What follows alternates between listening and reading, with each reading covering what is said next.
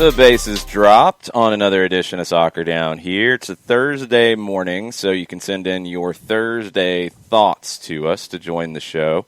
You can tweet at us at Soccer Down Here. You can email us, soccerdownhere@gmail.com. You can join us on Twitch in the main room, twitch.tv/soccerdownhere. I think the main room might need to come up with a name for the room that is appropriate, please, that we can repeat. Please, and we'll see what happens with that. I'm going to need people's takes on quite a few things this morning. The big one this morning that has popped up in the last hour is out of England. The Premier League will not be allowing 5 substitutions next season. It will be back to 3 substitutions. That is in conjunction with managers saying that the season's going to start too early and that they're worried about players' health. Yeah. I'm interested because the people that I am seeing who are, yeah, that's right, back to 3 subs, very traditionalist. It's okay to change things. I'm okay with 5 subs. I'm definitely okay with 5 subs in the current situation. I think next season's going to be the same thing in the Premier League. I really do. We've got stuff to talk about from Atlanta United 2 and Charleston last night as well. I know a lot of you guys were watching that, hanging out with us. Thank you for doing that. It was one of the most bizarre conclusions to a match I've ever seen in my life. Not going to lie. Not exaggerating either. Completely unexpected. We'll kind of walk through what we know of that at least, and we'll get through it. Want to hear what you guys thought of CBS All Access? I guess we had a CBS All Access ad in the Twitch. Thanks, guys. They're doing good stuff. Hey, they got the Europa League. They got the Champions League. They had a good studio show with our friend Poppy Miller yesterday. No doubt. And, we were talking about it. And when you've got someone like Ian Joy there with you, who literally and figuratively, that was my watermelon Red Bull, by the way. Thank you, Abby, for dropping us drinks off. I was going to say at Fifth Third Bank Stadium yesterday. Before we got into everything, that was what I was going to get into with topics. My first topic was, Abby, you're amazing, because Jason comes to the fraction yesterday, and I had gotten in. That was not an ad, by the way. 12:45 or 1 o'clock, or very, very early, just so I could get settled. Why did you get in at 1 o'clock? What were you doing? I'm just saying I was there like hyper early. I was there at like 3:30 just to avoid whatever traffic was there or anything. Because I just like to get there, and I wanted to watch the games. That's from Europa League. I wanted to get settled, and that way it's air conditioned and all that stuff. So Jason comes rolling in, and from the press box you can see the entrance of folks from the parking lot that we're supposed to park in, and then you make this long walk across the football field, and you come upstairs and things like that. I look down. I see Jason with this cooler that's with his bag, and the cooler is literally, an 18 by 24 It's a styrofoam cooler. It's a good size. So it was a good-sized styrofoam cooler, and I'm like, oh my God, what does he have in that thing? And I had no earthly idea. I swear to God, I had no earthly idea what was in it. I didn't know if he had brought, like Omaha steaks or something that I was supposed to take home or whatever. He comes in, unloads it, and Abby had posted a note that was attached to it. Abby had put water in there, and she had also brought, knowing full well that I was past my one for the day, but it was going to be a long day, she had packed these as well for those watching on Twitch. It's Mountain Dew. And so, it was absolutely amazing, and it was very, very cool that Abby did that for us as we were heading up to Fifth Third, because there wasn't anything in the fridge in the press box. No. We were the only people in the press box in our particular suite. Accurate. And no one else in the building short of social media staff and folks to get the game on. So, Abby, you are absolutely amazing yesterday. That was very, very cool. I needed the Red Bull to be able to properly try to capture what happened at the end of the match, and I still don't know if I did. Nope. Okay, so back to all the different things that we've been talking about. Let's finish with CBS All Access real quick. love the presentation. I thought they nailed it. It felt like the Europa League. It felt like a Champions League, UEFA kind of presentation. Good studio show. I mean, it's tough to do these things right now with people all over the place, but DeMarcus Beasley involved, Jimmy Conrad involved. You had some guests from Europe involved. Poppy and Ian running the show from the studios. Good stuff. I was really happy with where CBS All Access was yesterday. Yeah, and before I got into thanking Abby for everything she did yesterday, when you've got someone like Ian Joy, who is a good balance for Poppy. Poppy was a great point guard yesterday. And so when you have someone who is as enthusiastic about the sport and being able to talk about the sport as Ian Joy is, you can't go wrong with having someone like that to your left that you can bounce off of in a studio situation. When you're having to fill 55 minutes of space minus commercial time, Ian, DMB, John Lagasse, Jimmy Conrad, Poppy, I thought that the whip-around idea, getting all those different perspectives, running sound bites from players for preparation for matches and things like that, I thought it moved really well, and I thought that the chemistry was there among Poppy, DMB, and Ian Joy. I thought it was good stuff yesterday. Looking forward to seeing more today. I'll tell you where the chemistry was not. It was in declaring how much stoppage time was there for the Atlanta United 2 match last night against the Charleston Battery. No. Yeah, no. Woo! All right. We'll break the fourth wall a little bit on this, and we'll tell you what we know and how this went down from our ears, because you know how these things are right now. You don't have as many people on site. We don't have team staff down there to let us know about substitutions coming, stuff like that. It's all kind of figuring it out on the fly. We do have somebody down there with the broadcast side. Now, they're dealing with the truck, not us directly. But there is somebody there to cue different things, called the Red Hat. Probably heard about this by now. They're starting to talk about it more. I never knew what a red hat was before I started doing this stuff. Mm-hmm. So they literally wear a red hat. I mean, there you go. When you see somebody like hold the kickoff, when they're trying to get all the broadcasts back on air, and they're holding the kickoff to make sure commercial's clear. Okay, that's the red hat. The red hat is down there with the fourth official in that vicinity. We got the message probably with about a minute or two. It might have actually been a little bit earlier than that this time around. Might have been up to 3 minutes before the 90 that there were going to be 3 minutes of stoppage time, which is typical. I mean, the referee and the fourth official are talking through that the whole time. Going to be 3 minutes. That was communicated to the teams. We were told that Charleston complained about it immediately and consistently. And we saw at least one shot during that 3 minutes of the fourth official in the technical area with Mike Anhauser and I believe his assistant John Wilson as well. Talking, I would assume complaining. He didn't look like it was talking about where to have dinner after the match. He looked a little agitated, talking to the fourth official. Now, we were told, or not even from we were told yet, we're watching this play out. You have the sequence where Atlanta United 2 goes down the left side, and Caleb Wiley's pushed up very high, and it's a play where he keeps running. Coleman Gannon, I believe, plays it into him. And Wiley's offside. That was 12 seconds after the 3 minutes. I don't remember if I actually said it at that point, but I thought that was it. I think you did. I think I did, because I think I said, you said something about offside, and I'm like, it doesn't matter. That's going to get the final whistle right here. Yeah. Then, when I said that, is when we heard in our ear, relayed from the Red Hat to the truck to us, that they had added another minute. It was at that point, from the reaction that we saw of the Atlanta United 2 bench, it was at that point that they were relayed the information as well. Yeah. That's where the problem is for me, because if you've got 4 and not 3, and this play is unfolding right in front of you, you are yelling at your young teenage players who are in this moment for one of the first times in their career, take it to the corner, take it to the corner, sit on it, draw a foul. You've got time to kill. You didn't think you had time to kill. You thought it was done.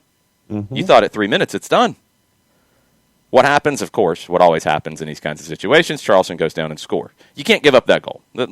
No excuses there. You can't give up that goal.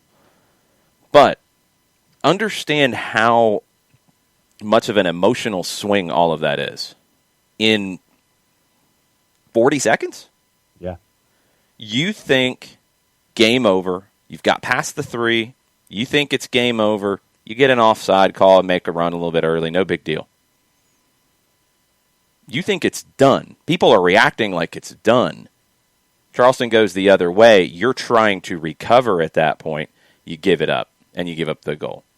You can't give up that goal. That is understood. That is a bad situation to give up at that point. But I think there are valid reasons for why everybody switched off, because you think it's done.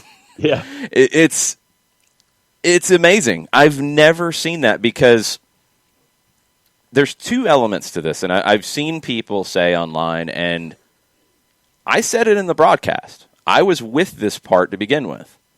I thought 3 minutes was too short. I did. Because I remember very specifically, they said 3 minutes.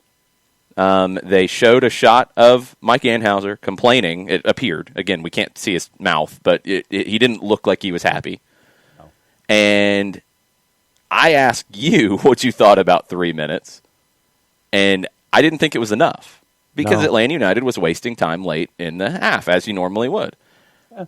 4 minutes would have been fine. That doesn't make it okay to do what was done. Right. To announce 3, and then after the 3 is up, say, oh, we're adding another minute. Yeah. And there was no reason, and this is what changes the conversation, and this is where you have to be clear in the way you're talking through this. You can say that there should have been 4 to begin with. Fine. I would agree with you. You can say that. You can say that there should have been 4. They should have got that right to begin with. I'm with it. You can't say that when it was announced that there was 3, they should have added another minute. There was nothing in the 3 minutes that would have got them to add another minute. They didn't add another minute because of time wasting during the 3 minutes. And that was the point that I tried to make on the broadcast, because those are 2 separate conversations. If they said 4 initially, fine. You can't say 3 and then add another minute when there was nothing in the 3 to add another minute. Right. I'm not trying to pick things to be nitpicky here about this. That is a very different topic. And it's frustrating. It's frustrating for a team that played well last night, played really well. A team that played with attitude, played with some swagger, dealt with a very physical team that tries to get under your skin in Charleston. They're a difficult team to play. They've always been difficult for Atlanta United 2's young teams. I thought this group, which was younger than most, responded really, really well and got better as the night went on. Like, you got really big performances from Wiley, from Will Riley in the first half, didn't miss a pass. Strong performances all the way around. And to not get the 3 points there, it is a gut punch. I don't like the way that went down at all. Nothing you can do about it, because it's not clocked at 3 minutes. It's not, okay, at 3 minutes, blow the whistle. That's not how stoppage time works. We all know that. But the way it was handled affected the way the match played out. And that's not okay. That's got to be changed. That referee crew has to be talked to about that. And this goes back to just the big topic that I always have about referee development. These things that happen, they have to be discussed. They have to be worked through. Somebody has to get that crew on the phone and say, you can't allow that to happen. You can't allow that to go down, because it affects the way the game plays out. If you're adding another minute because there were things that happened in the 3, that's different. You need to justify that, and you need to make that clear a lot sooner than 15 seconds or so after the 3 minutes is up. Yeah. And if you're being affected by a team complaining about, we didn't get enough time, I've never seen that happen in my career, where the bench complaining actually gets the referee to change how much stoppage time they're going to add. I would hope that's not the case here. because that's not how it's supposed to work either. It was poorly managed all the way around. All the way around poorly managed. And it affected the way the game played out. Atlanta United too, and Burns talking about in general with the stoppage time, but I'll take it to that specific moment. If you know that you've got a minute more to kill, and the players don't know exactly, but you know roughly how much time you're dealing with, and again, the bench was right there because you're right in front of your own bench.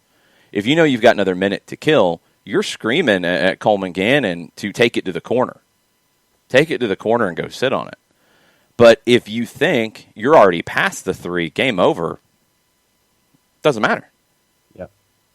And that is something that affects the way the game plays out. And that's poorly handled by the referee crew. That needs to be discussed. You can't have, this crew can't make that mistake again. So whoever is with Pro and overseeing these things, they have to have that conversation. They have to make that clear that you can't manage a match in that way. It's just not okay because it affects the way the game plays out. Yeah, the point that you and Bernd are making is that you think if you're a player, when they hold up the big board or whatever, how many minutes you're playing to. If you're told 3, you're playing to 3 minutes, plus stoppages and whistles and what have you. But if you're playing to 3 that's really 4, then once again, your approach changes, your behaviors change, your ideas change about how you're going to kill time. You're not going to be the player that's going to cut inside and go into the area at the top of the box and try to launch a shot to do something in that time frame. You're going to go to the corner. You're going to kill time. You're going to try to do whatever you can do to make sure that the clock goes and you get full points. It's behaviors that were adjusted, and they were adjusted because time was added that you didn't know time was added until it was added from the time that you initially thought that you had the time to kill, if that makes sense. Yes, that makes sense.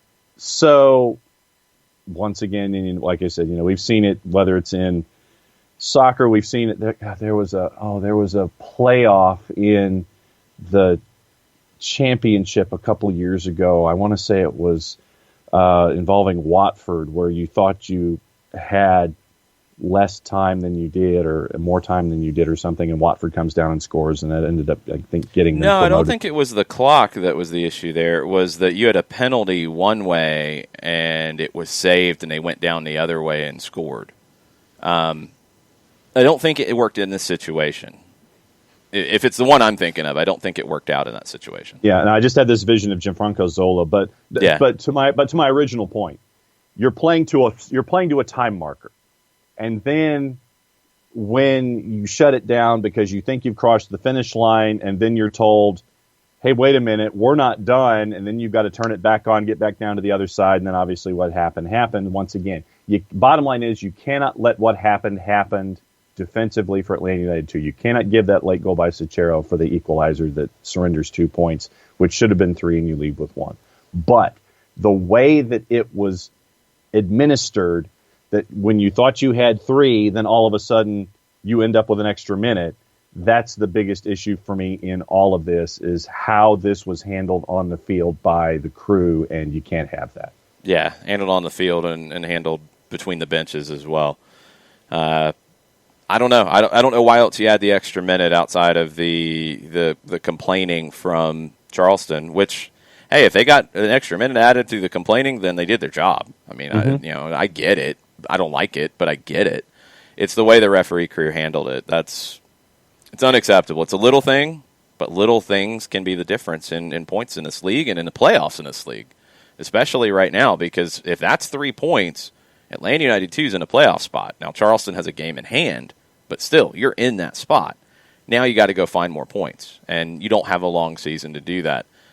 Getting to the playoffs is not the measure of success for Atlanta United 2. It's overall player development.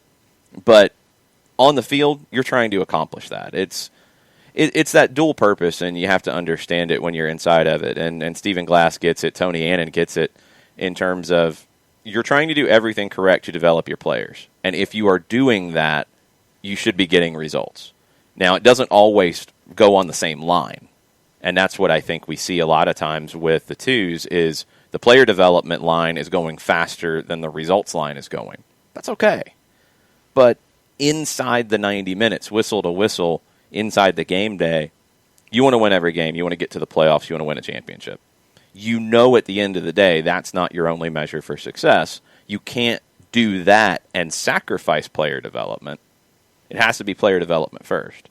But yeah, you want to win games. You had one here. You dropped 2 points. That's a huge learning lesson for a very young team, and something that a lot of the people in the Twitch chat are discussing. You know, 4Card says the twos are getting a lot of experience for different situations. Early reds, second half reds, last-minute goals have to end now, though. That's 3 times already this season. Absolutely. This one is a little different, but yeah, 100%. You can't give up these kinds of goals, and it feels like so many times it's either a set piece or it's a cross like this where you're not dealing with it effectively. That's got to change. A lot of folks on Twitter this morning talking about the broadcast, talking about players that they were impressed by. Jason Nix, he says, definitely a draw that felt like a loss with the way it turned out. And then we got into the stoppage time discussion. He says, twos are definitely on the rise, but probably still short of the playoff line, sadly.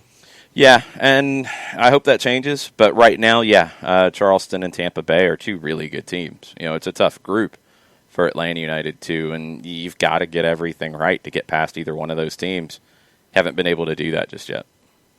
El Mataflow, he says, I have to say, after watching the twos this season so far, my favorite players are Babacar Njai and Jack Gurr. In general, the team is fun to watch. Yeah, Njai is one who is really starting to come on. I like when he's able to step forward and get into the attack. Jack Gurr is a player that I had seen with Georgia Revolution and NPSL. He played at Georgia Gwinnett as well. Really strong player going forward, and I think his defensive side is getting better and better and better. He's a good fit for an Atlanta United system where you want your outside backs to go forward and be dangerous and take risks going forward, and Jack Gurr fits that profile to a T. He's been really good this season. It feels like he keeps getting better as well. He's elevated his game. Why does he remind me of a developing Jack Metcalf? I have no idea, because he's not the same kind of player. I mean, I see activity on the right. I see him. Is it the haircut?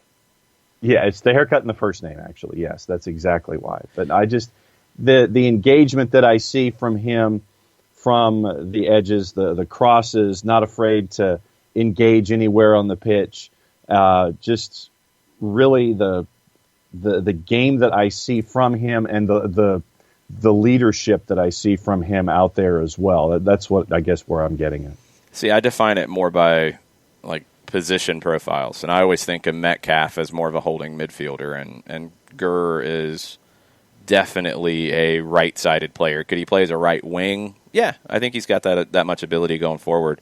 But as a right back or a wing back, great fit for him. So Gurr's been really big this season. Burned with another good point, and this was something that it didn't really come up to where I could say it in the broadcast, but I felt it, and it was in my head multiple times. Those chances you had late, and when Charleston sold out the defense and went all attack and went to 3 in the back, but 2 of them were outside backs, and they were stepping up when they could. When it got there and Atlanta had opportunities, when they broke Charleston's pressure, turned the ball over, started to transition, you got to put the game away. And especially in this situation where you're a team that has struggled in set piece and in crosses and in the kind of moments where we've seen them give up goals late. The best way to counteract that is don't be in that situation. Get a second goal. Yep. And they weren't able to find that second goal that would have put the game away.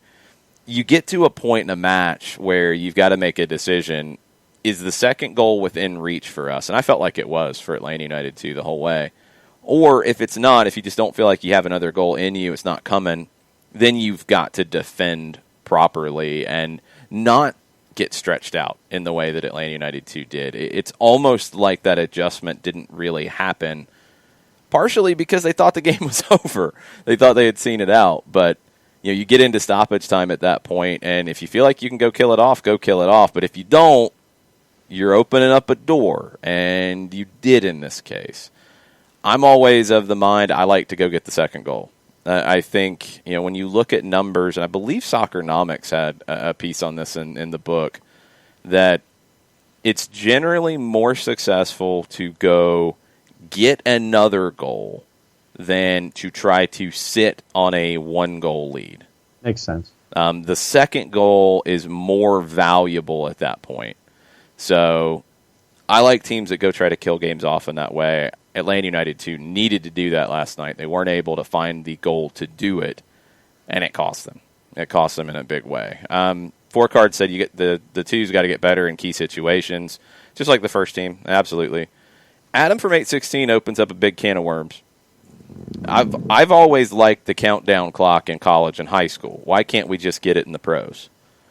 MLS had that early on, and people lost their minds. People lost their minds. People around the world lost their minds. Look at the Americans. They're screwing up our game again. They got a countdown clock. Nobody does that. Why not? Give me a good reason why not. And if you want to say that you don't want the referee stopping the clock all the time, or you don't feel like you're going to get the proper amount of stoppage time, okay, I can. I'm not really strongly either way. When I've done college games, when we've done high school games, and I think about the way the clocks worked, I feel like teams can manipulate time wasting easier in that situation because you can do it earlier and it's not going to get added back because the referee's not going to stop the clock, in the first 5 minutes of the half. And you can, if you have a lead going into the second half, you can start time wasting early. It's not going to get, stopped. It's only going to get stopped at, late in the game. And before they changed the rule, I think it was in high school, they changed the rule about substitutions late. You'd see teams just start rotating, cycling guys in at the end to waste time. Now the clock stops on those after a certain point. I'm not against having a countdown clock. I'm not against it at all, but the traditionalists would lose their mind, and it's not worth it for perception's sake. But if that changed worldwide, I wouldn't be against it. One big reason why it doesn't is the laws of the game are written for everything, not just for the pros. If you're a youth game, you don't have a scoreboard. If you're, in a smaller country and you're in a second division game, you might not have a scoreboard with a horn on it. Stuff like that. Should that affect the professional game? No, I don't think it should. But in soccer, it does. That's part of the perception. So, I would love to have more of an idea of how much time is left, for sure. I'm sure that Tony Annan and Atlanta United, too, would like to have that after last night. But I think if the U.S. went down that road to do the countdown clock, it'd be like MLS was in the early days. People would hate it. People would complain about it. People would say it's not authentic and it's different from the rest of the world, which it would be. And it would hurt the perception of the league more than it would help the actual timing situation. Taka's in this morning. He says the refs were idiots for actually admitting they were adding a minute, but going a bit beyond the announced time happens all the time.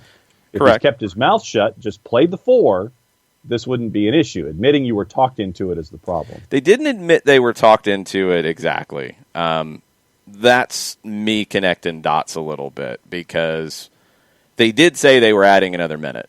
We were told they were adding another minute, which does happen, and it happens in these situations. And sometimes the broadcasters don't hear everything. Sometimes, us watching, we don't know what's going on when time's added. My issue here with this was when that happens, it's usually because there's a substitution or a goal or an injury in your stoppage time. Because you're not going back to pre-stoppage time situations to say, oh, yeah, we should have added more time. We're going to add another minute. It's, okay, we added 3, and then somebody got hurt. Now we're adding an extra minute. There wasn't any of that in the 3 minutes. I mean, I haven't gone back to look at it, but I don't remember anything in terms of time wasting or egregious stoppages of play during that 3 minutes and 12 seconds before the offside call. I don't think there was anything there to add more time. To say you're adding more time after one bench is complaining the whole time about it is a very bad look. And to say you're adding it after the time is up. It's one thing if, again, if there's an injury in the first minute of stoppage time, you said 3, guys down for a minute, and you say, okay, we're adding another minute. You say it then. You say it before the restart. You hold up. You're like, one more, and everybody understands. In this case, you said 3. You didn't tell everybody that it was done until the ball's back in play after the free kick, and you've got a team that is then on their heels trying to recover. That part's not okay. You can't manage the match that way. When were the 2 Kyle Nelson fouls? They were both in stoppage time. Yeah. But they weren't. There was no card, so you're not adding time. You're not adding stoppage time for that. They're fouls. That's just that's part of the game. They should have been yellow cards, and then you could have added time, but you didn't give yellow cards. He should have been sent off in stoppage time. 2 egregious fouls, and no yellow card. So there's nothing to add time for. Right. Chara on Twitch says, with the first team poor right now, will we see more Atlanta United to promotion? I'm not sure how fast prospects move up in soccer, but they have to come good soon, right?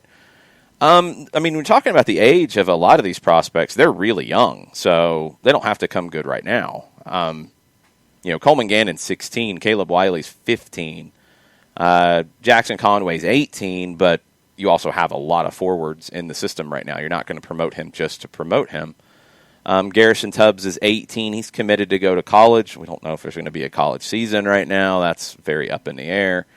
Those are the ones that Will Riley is 17, or has he just turned 18? I think he is still 17. I think he's still 17 as well. And he's in a position where there's a bunch of guys right now, too. So it's not just promoting guys at the moment. I don't think the first team is poor quality-wise. The results are poor. I don't know if there's anybody in the twos right now that would come in and play significant minutes for the first team. I don't think that's the case. But when you start looking at the long-term depth chart and you look at the depth of your organization, you look at the left side and you really like what you see because you have Jake Mulroney in his early 20s. You have a veteran in Edgar Castillo. You have George Bello, who just played in a U17 World Cup last fall. And you have Caleb Wiley at 15. So you've got some good separation there. Good development line. You're good. Bello's still developing. And now you've got somebody coming up behind him, which is a really good situation. Riley coming up in the central midfield, and you have a player in Jeff Lorenowitz who could be in his last season. Riley could come into a spot like that. Jackson Conway, you need to, if you're Jackson Conway, you're trying to put the pressure on the organization in a good way to say that, when you're making decisions going into next year about players like J.J. Williams and Adam John, and I don't know Kubo Torres' contract situation, but potentially him as well. You're trying to stand up and say, "Hey, I'm ready. I've shown it here. I'm ready." Those are the things that the twos players are trying to do. It's not an immediate thing, but you have players who are putting themselves on. You're putting themselves higher up on that sheet of paper, on that whiteboard, on that big board in Carlos Bocanegra's office and Darren Eales' office of your overall organizational depth chart. You have guys who their performances with the twos have moved up the ladder a little bit this season. But and just think about what you just said. And you rattled off a boatload of names in a very short period of time. Jackson Conway, Coleman Gannon, Will Riley, Garrison Tubbs, Caleb Wiley, all of these guys that are being put into starting situations in the USL Championship at a very young age. Johnny Fortune has gotten a cup of coffee with starts as well. And they're showing you so far out of the blocks that their game is advancing, and we're seeing some very positive things about some very young folks in the pipeline for Atlanta United. And I think that speaks well about what we've seen with the development from the academy perspective and what the future can be for what things are like in the USL Championship, to have them challenge for spots if it, when it gets to that point for Atlanta United. I like to see the development of all these guys. We've talked about George Campbell in the past, talked about Miles Robinson, and talked about where Atlanta United 2 is that place to develop all of these guys. And once again, to see this bulk of activity, I think it's very, very promising for Atlanta United that we get to watch from the twos. Everybody else gets to watch with us on ESPN+. But it's really cool to see all of this development coming in bulk this time around. Jason Nix was watching, and he wanted to give you a shout-out for another great play-by-play call. Thank you. Jason puts up with me a great deal, Jason. That's a lot of Jasons. I'm confused. Jason Nix, Jason Longshore puts up with me a great deal. Shut up. Thank you very much. Ragamuffin, countdown clocks are not traditional. If we don't have tradition, what else do we have? That's exactly the response that we heard from a lot of people. That to me is like the United States is the only country in the world that doesn't use metric. We use our own system. Yeah. And so everybody looks at the United States for doing things differently. They look, differently at them for doing things not like the rest of the world. And so this would be just another case of that. Jason Nix also chimes in about the referee. And this was something that we did talk about throughout the match. What's with this ref letting bone-crushing hits happen most of the match, then start blowing his whistle like crazy? Mm-hmm. Questionable calls and yellows for the twos, it seemed. I didn't really have a problem with the yellows. I thought the yellows outside of Kyle Nelson not seeing 2 yellows and a red in stoppage time. That was my biggest complaint about yellow cards. His management of the match was a little odd at times because early on he was letting everything play out. Yep. And then he started calling it really tight. And, when we call these games, it's a little bit, it's very different than when Mike and I call for Atlanta United radio. Because, you listen to that, we are calling the Atlanta United call. When we call here, people know we're the Atlanta United 2 announcers, but it is also a national call. It is a national call from a local perspective. So it would sound foolish if we didn't sound like we were calling it from an Atlanta United 2 perspective, but we're also trying to be more in the middle because it's a national call. It's the only way the Charleston supporters can watch.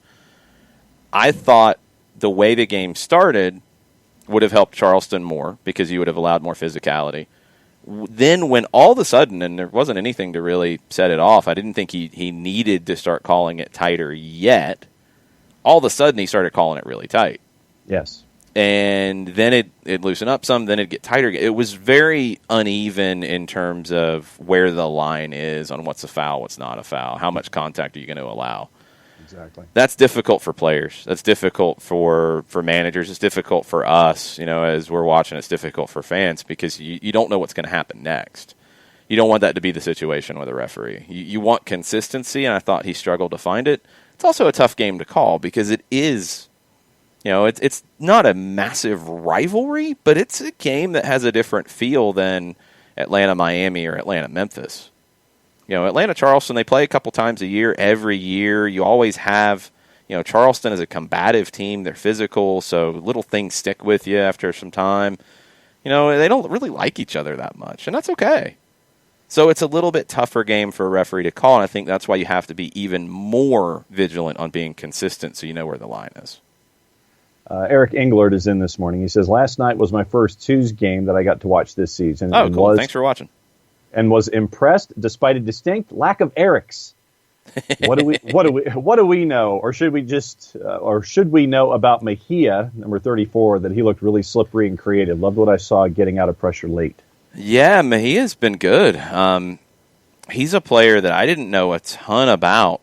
The way this season's gone, it's opened up a door for players like David Mejia, who, if you were in a normal year, you would look at the Atlanta United MLS roster and you would see players get minutes for Atlanta United 2 at this stage. You would see a J.J. Williams, for example, play with Atlanta United 2 some.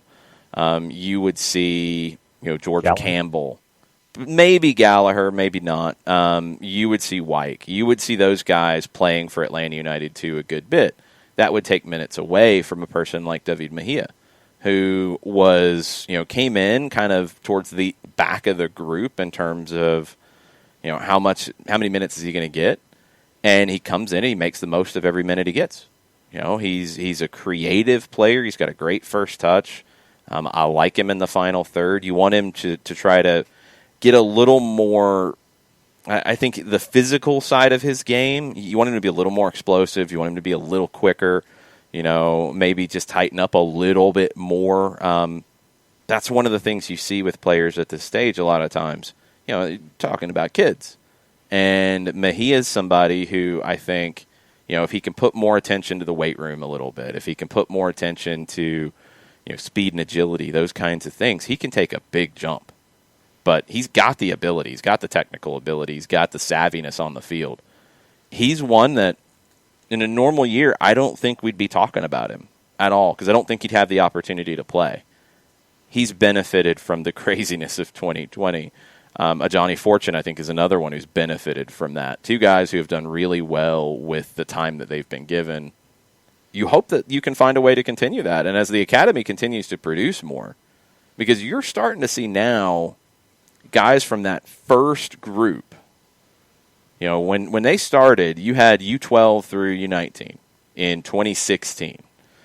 You're starting to see now those 10, 11-year-olds who were with the U12s, they're 14, 15. Okay, maybe Caleb Wiley's the first one through, but you got more coming. That's the group that hasn't known anything else other than developing at Atlanta United. And something that I think you're starting to see a little bit more now with the twos, and maybe some of it is down to so many academy players being involved.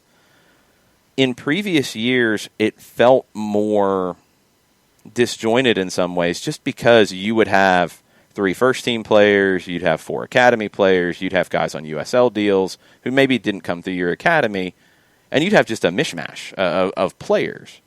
Now, the team feels like it has more coherence because you've got more players who have come through Atlanta United's academy who understand what Atlanta United wants to be on the field.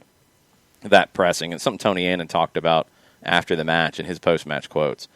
We'll have those up on soccerdownhere.net later with the highlights of the game. It's something that you can't really accomplish straight out of the gate to develop that identity. Even with the first team, we've seen how the identity gets tweaked when we've had 2 different managers, you've had different players. The academy is where you identify that and where you develop it. And when players come through, they have the Atlanta United DNA in them. You're starting to see that now with the twos.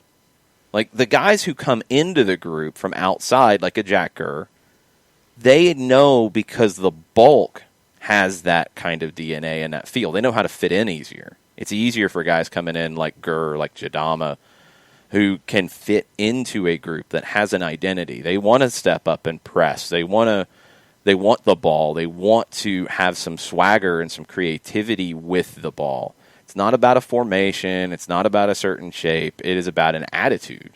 And I think now you're starting to get that attitude with the twos because you got so many people coming through, either still in the academy or academy graduates or guys who are signing homegrown deals or, in a Jackson Conway situation, signing a USL deal out of the academy.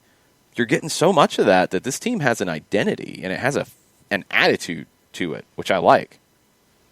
One other moment last night, Patrick Nielsen got his debut last night on the back line. Yeah. We got our first looks at Patrick last night. Yeah.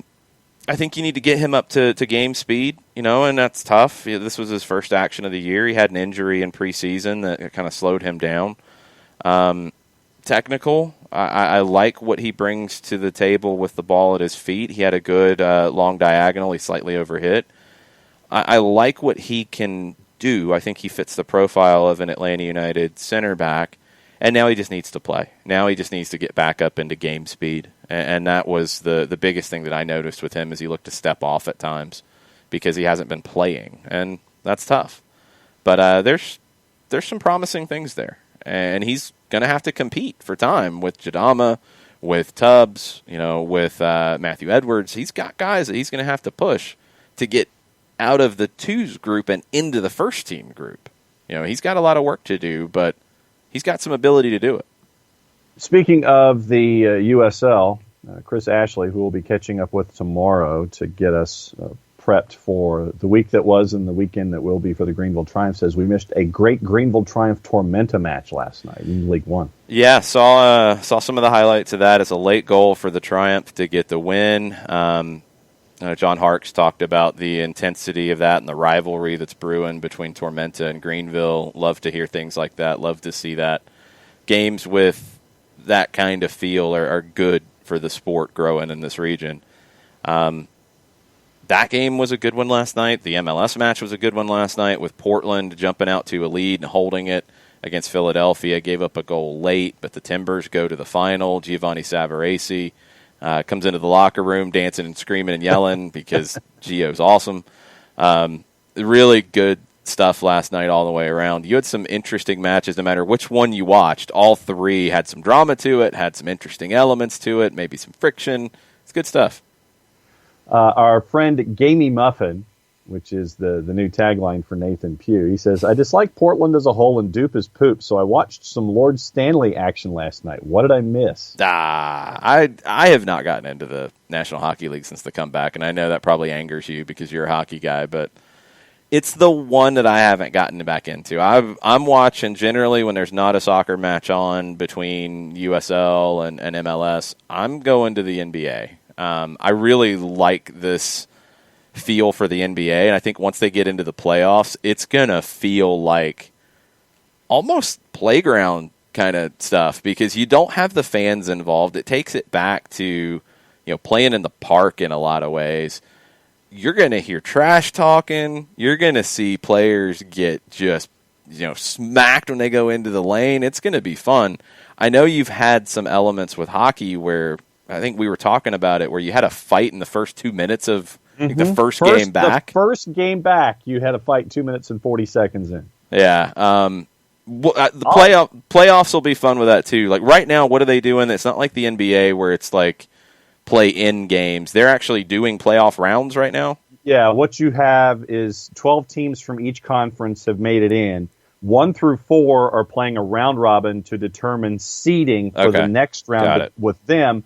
But 5 through 12 are playing each other to advance to that round of 8 in both conferences. 5 plays 12, 6 plays 11. It's like the NCAA tournament, 7, 10, and 8, and 9. And so those winners advance. They'll play 1 through 4. 1 through 4 are doing their round robin. But that's, for me, to see hockey from basically noon until 2 o'clock in the morning, if there's no soccer going on, that's where I gravitate toward. I'll gravitate toward the Stanley Cup stuff. But right now with Europa League going on and SPFL starting up and Champions League coming down the pike and USL and the USL Championship and MLS is back, I'm pretty much soccer first and foremost. Liga MX is back, so I'm watching that. So if it's not anything soccer, I'll go to the NHL just because that's my number 2. Your number 2 seems to be basketball, and my number 2 is hockey. Yep, I'm definitely going to the NBA first.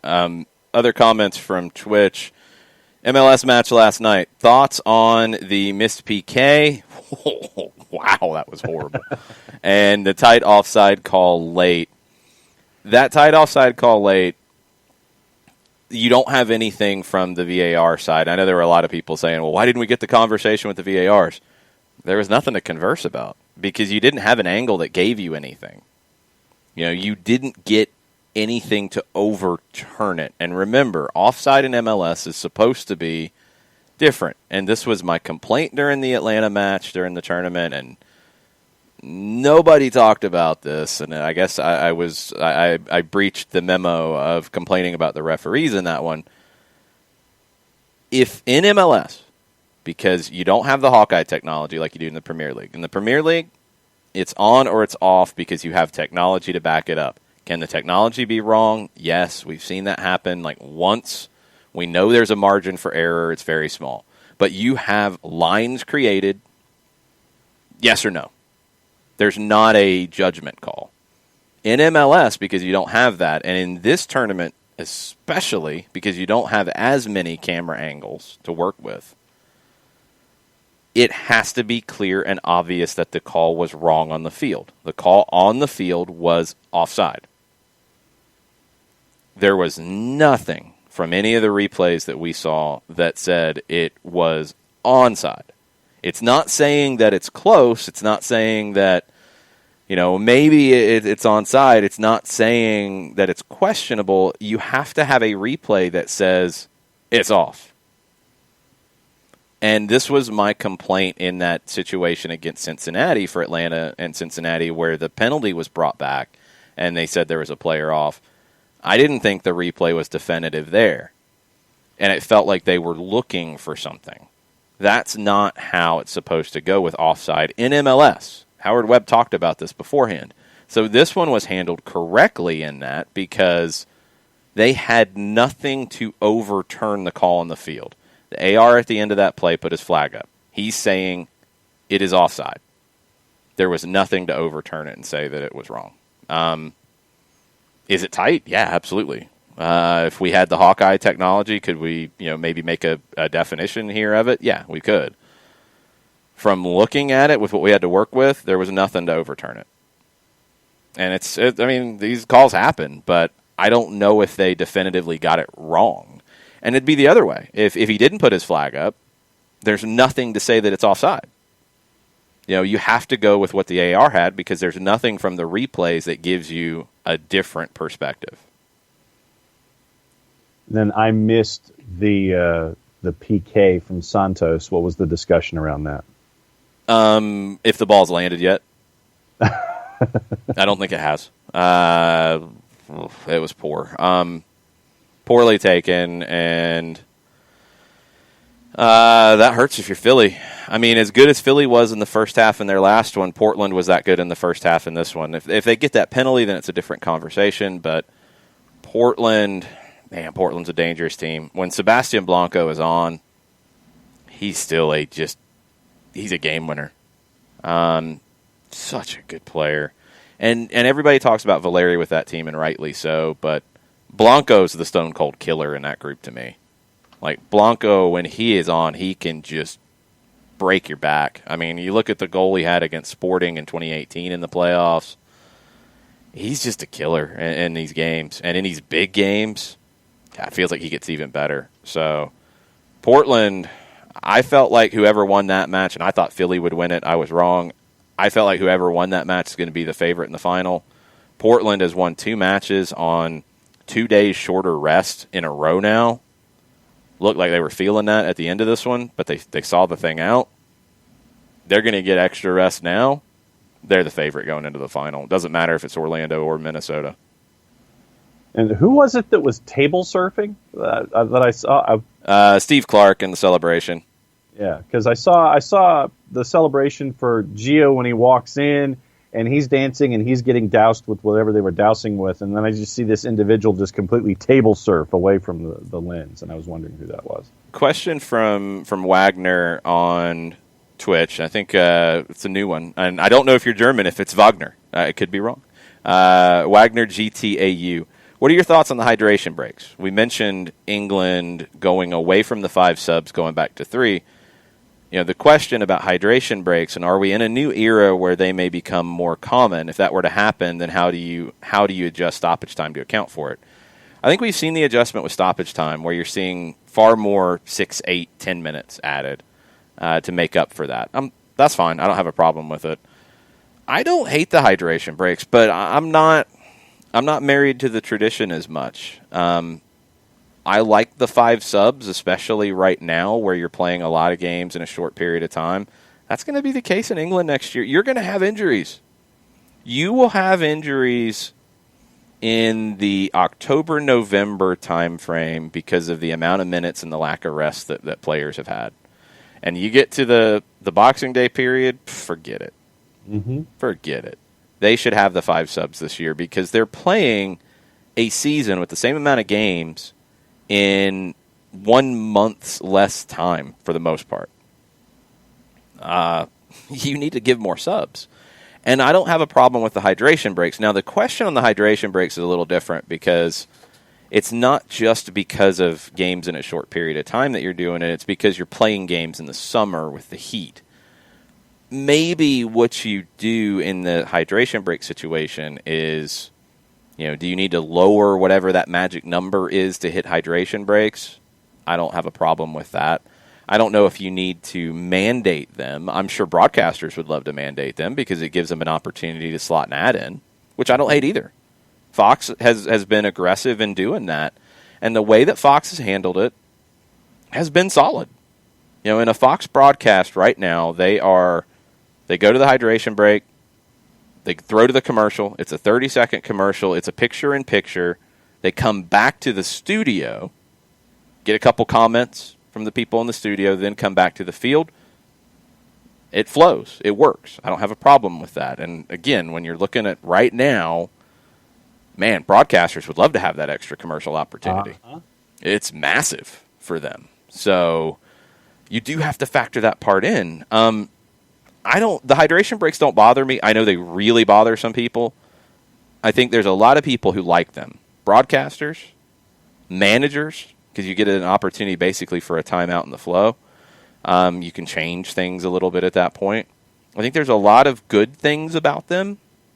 I think you're going to have traditionalists push back on them in a big way. It's felt like they've had more problems with hydration breaks than the substitutions. I don't mind either one, to be perfectly honest, but I could go either way. I'm not like angry about it either way. I've been fine with them. We'll see. We have an identity revealed. Oh, we do? Yes. Wagner GTAU on Twitch is our Matt Wagner on Twitter. Oh, well, there we go. Okay, that all makes sense. Well, welcome to Twitch. Yes. So Matt tells me on Twitter who he is on Twitch. Yeah, this is getting weird when you guys bounce back and forth. It's really funny. Very strange. So a lot of back and forth in Twitch about this, and this is what's cool about the Twitch room. It's twitch.tv/soccer down here. You can watch the video of us doing the show. You can listen to it just like you normally do. But you also get interaction because it's like a chat room. So the question about hydration breaks, Domer doesn't have a problem with it. Domer's curious about the 5 subs. If they want to go back to 3 subs, hopefully they keep the other 2 for injuries, particularly to the head. They need to have that separate from 3 or 5 subs in my mind. They need to have a temporary sub for head injuries that then once a independent medical official makes a determination, then you have to make the decision on the sub. It doesn't give you a bonus sub, but you're allowed to get the player checked out, which is what I want to see. This is the scenario that I would do with that. You have a clash of heads. Doesn't matter what time in the game. You have a clash of heads. Player looks like he has a problem. You pull them out of the game.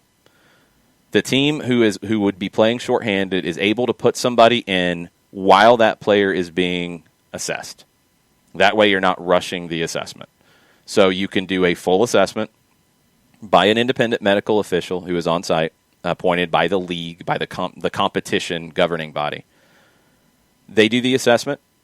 Once they complete their assessment, if the player can come back in, they come back in for the player who temporarily was in for them. If they can't come back in, if the team has substitutions left, they can make a substitution. And it doesn't have to be the player who came on temporarily. They can make a substitution at that point. If they're out of substitutions and the player can't come back in, then that player has to come. The player who temporarily came on has to come off.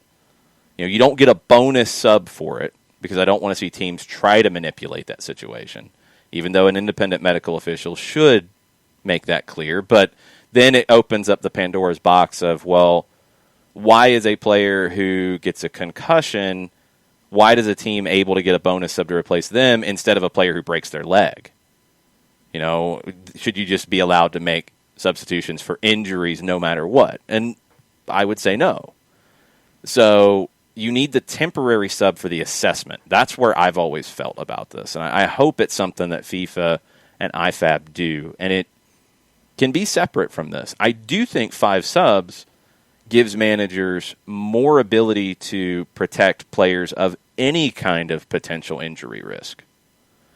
Anybody who is not able to go 90 minutes and you're worried about their hamstrings, you can pull them off earlier because you've got more subs to work with. I think this season, and MLS maybe would be a different conversation for next season, but I think this upcoming European season, they should have 5 subs. I think the Premier League is getting this wrong in a big way.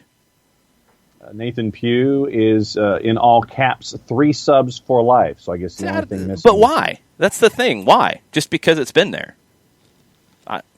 Now, I understand the pushback on the 3 subs in that teams with a lot of depth would have an advantage then, which is true, which Liverpool would. So I don't know why Nathan's against it. That would actually help Liverpool, especially teams that play like that high-tempo, pressing style.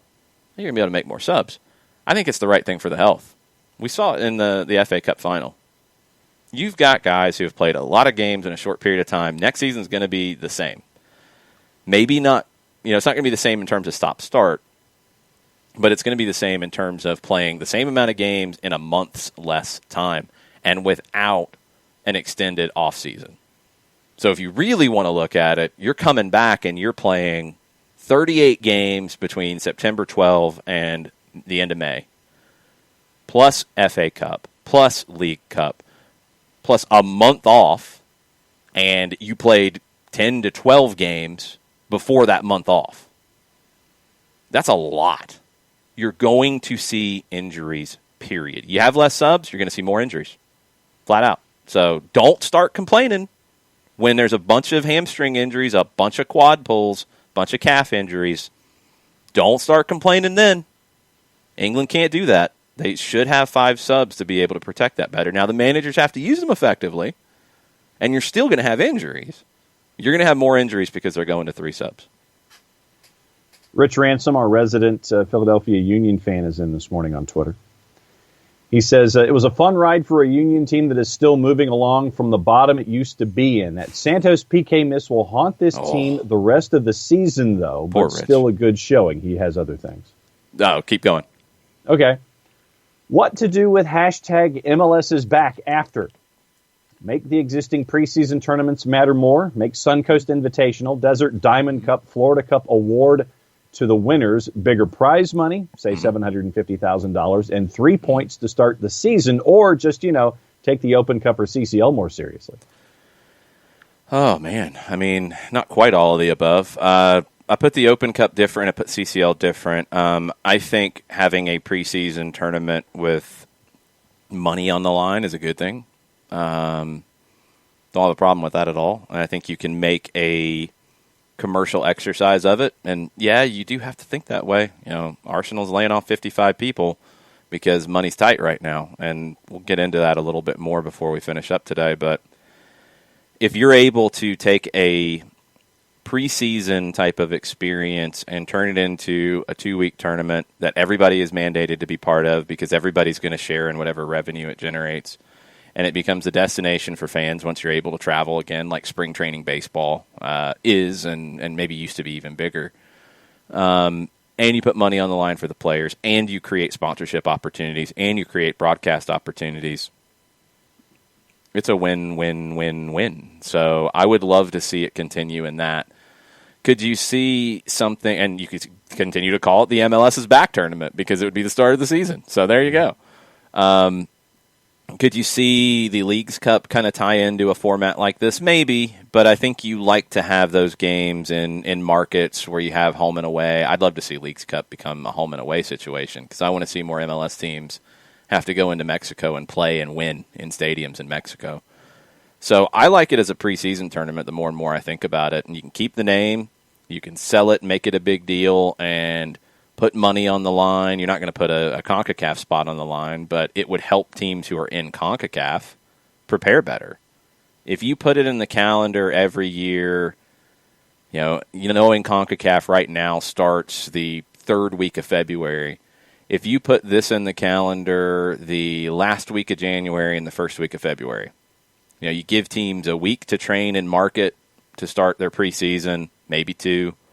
Then they come into wherever it's going to be, and Orlando makes a lot of sense because this has worked pretty well to have everybody based in the same spot.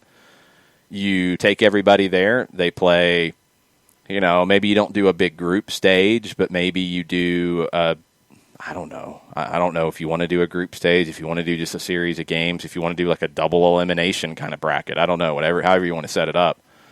But to do these series of games with something on the line to where you get to a final. That's the thing, is you got to have some competitive juices on it.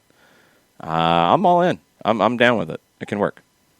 Chris Hutchison says, nothing says 2020 like Orlando beating Portland in the final of MLS is back.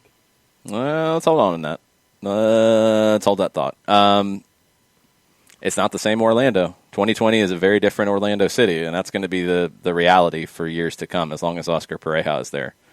So get used to it. But I don't think they beat Portland if that's the final. I don't. Abby topped in Twitch and asking about the twos. These were Abby's thoughts on the twos. And again, Abby, if you missed it, thank you for the beverages last night. They came in handy, and I've got my second Red Bull right now. Yes. And John's got a bag of stuff, which I would assume is Mountain Dew. Check. Okay, you just held up a bag. I did. It had stuff in it from Abby, and it's also here in this cup. Okay, there you go. Abby's thoughts: the twos first half early, sloppy first touches. I agree. It got better second half of the first half. Giving too much space in the second half early. Charleston came out, started the second half good. I think Atlanta got control of the game quicker in the second half than they did in the first. Sloppy passes, no realization of where their players are. Communication needs to improve. Lots of unnecessary giveaways, not taking the room they are given. Yeah, it's a situation. I think that feels really negative. I think it was better than that, but the points are accurate. You saw times where, and there was one, I can't remember, two players like both looking at the ball and neither one stepped to it. And Charleston pounced on it, got an opportunity. Jadama and Abdoulaye Diop that was heading toward the top of the area. Yeah, when you saw subs, you saw some more disjointed things like that. I wanted him to play a little bit quicker at times. I thought it got better as the night went on. But yeah, they have to recognize things more. That comes with experience. With a young group, it comes with experience to see, okay, this team has started to back off of me. I'm going to take the space quicker. Or this team's all collapsing onto the side where the ball's in. I'm going to hit that big switch quicker. It's recognizing things faster. And that's what's going to take a little bit of time in games for this group. But I felt like it got better from minute 1 to 90. Minute 1 to 45, and then minute 46 to 90. They improved in each half. And for a young team, that's the kind of stuff I'm looking for. Lots of back and forth in Twitch about the clock idea, and you got the traditionalists fighting over here on this side. You got the people who are ready to shake things up over here, and they're yelling back and forth and throwing things across the room. It's good times. Fun stuff, though. Yeah, I like it. Okay, Adam from 816 with an interesting question that I have never considered. Do you think an MLS 2 team would be a favorite to win the College Cup? Are they better than the Stanfords and Virginias of the world? Ooh. Wow. And I would assume like an MLS 2 team that Adam's talking about, teams like Sporting 2 and Atlanta 2, where they're very young, where it's very academy heavy. Yeah. I tend to think yes. And I could be wrong in that. It's hard because they live in different universes right now. The college teams don't have as much training time as the 2 teams. They have limitations on how much they can train, and then the season's short. They are older. They are generally bigger because the college game has always leaned more. Now, it's starting to change with some coaches and some programs. It's always leaned more to size and strength and physicality. You're seeing more players like a David Mejia, a Coleman Gannon, a Will Riley, who are not the biggest guys. You're seeing more guys like that play with these 2 teams. It's more about technique. It's more about tactics than size, strength, speed. So it's different games. I think maybe at the beginning you would see the college teams have a bit of an advantage. And Stanford and Virginia, you're talking the elite teams in college. Your average college team, I know I mentioned it last night because it really struck me. You had Zaracostas, who is just out of college, played 4 years at Rhode Island, which is a good program. Not a Stanford or a Virginia, but a good program. 4-year starter, very good player, obviously, so he went pro out of Rhode Island. And he was going up against Caleb Wiley, who was 8 years younger than him for the most part. And I thought Wiley handled him fine. Yeah. Situations like that make me feel like I think the 2s teams would be right now at a minimum competitive with the college teams. In another year or two, when the development is even better, I think the 2s teams start to blow the college teams out of the water. Yeah, I think that you're right on. I think for me, I would want to know about the tournament format, how many games are you playing in a short period of time, the teams that you're going up against. Obviously, they've been together in theory for a couple of years on the college level, and they're 22 years old. They're more developed physically and those kinds of things. So I would want to look at the format of the tournament, but I see where you're coming from when it comes to being competitive if you're a 2 squad. Yeah, I think just very soon they would surpass it. And I think right now they're even with it. Adam says initial thoughts would be that the highest level college teams would out-athlete and press the twos and do a lot of mistakes. Big advantage on set pieces. Absolutely on set pieces. Yeah. The pressing, I think the twos teams would play through it. I think they're better technically, and I think the pressing in college, unless it is a, heavily junior and senior driven team where you've had, year after year of learning a system, generally you just don't have much time to implement systems in college. So I think it'd be a loose press. It'd be, athletic, like, hey, we're going to go chase everything, but not organized. I'll take technique over that every day. Taka's in this morning, and on Twitter he goes, I'm totally fine with 5 subs. I think it allows a team to develop talent more and put an emphasis on depth. I favor MLS, not EPL, so it's definitely better for a cap league. I favor water breaks. I think it's imperative for soccer's momentum in the U.S. that broadcasters have an opportunity to advertise. I know, blasphemy. But other nations don't have to compete with 4 other major sports for TV time. The USA does, and soccer's lack of advertising revenue is one thing holding it back. It is. It is, and it's maybe holding it back from a just getting on board perspective, too. Like broadcasters are always thinking, like, okay, what ad windows do we have? What can we sell? What do we have? Oh, we don't have ad windows? What? Mm-hmm. What are you talking about? We're not doing this. And I think that's changing. But, yeah, you give them another opportunity, cool. I'm down with it. So I think it helps in a lot of ways. I know, blasphemy, right? I know people are breaking things and throwing things. I understand. U.S. Soccer had this argument in the late 80s and early 90s, and there were people around the world who were saying, oh, the World Cup's going to be in the United States in 1994, and they're going to force timeouts. They're going to force commercials, which you couldn't do anyway, but that was the fear because it's always the big bad Americans in soccer ruining everything for the rest of the world. I don't have a problem with the hydration breaks or the extra subs either way. I have less of a problem. If I had to pick one, I only get one of them, give me the extra subs. I'll take the extra subs, especially right now. Now, maybe once we get back to a normal calendar and a normal year, I would reverse that. Yep. But if I had to pick one, and you'd still have hydration breaks in the moments where the temperature is too much and you need to have them. But if mandatory, I would go with the subs over the hydration breaks. But I'm good with both right now. I'm really good with both in the situation we're playing in. Bartimus Prime said the match last night felt like an old Southern Derby match. Yeah, it's you used to have these rivalries with the Silverbacks and the Battery. It's always a rotating cast of characters, though, with the other teams in it because you'd get sometimes the Charlotte Eagles, sometimes you'd get, I think the Raleigh Flyers were in it at one point. Oh, wow. The Railhawks were in this at one point. It all kind of disintegrated after the Silverbacks left the USL. But, yeah, Atlanta and Charleston has always been a game with a little more on it. The first time I saw Atlanta and Charleston, and I don't think it was it the first time they played at the second division level? Yeah, it would have been because it was early in the 97 season because you didn't have an Atlanta team in the second division A-League. It became the second division in 97. You had like the Atlanta Magic, and I'd have to go back and see if they played the Battery. I think they were always in separate divisions because the Battery started in 93 in the USISL. And USISL at that time went from like amateur to semi-pro to like third division pretty quickly. And then they merged with the A-League, the APSL, which is where the Atlanta Ruckus were in. That was the second division.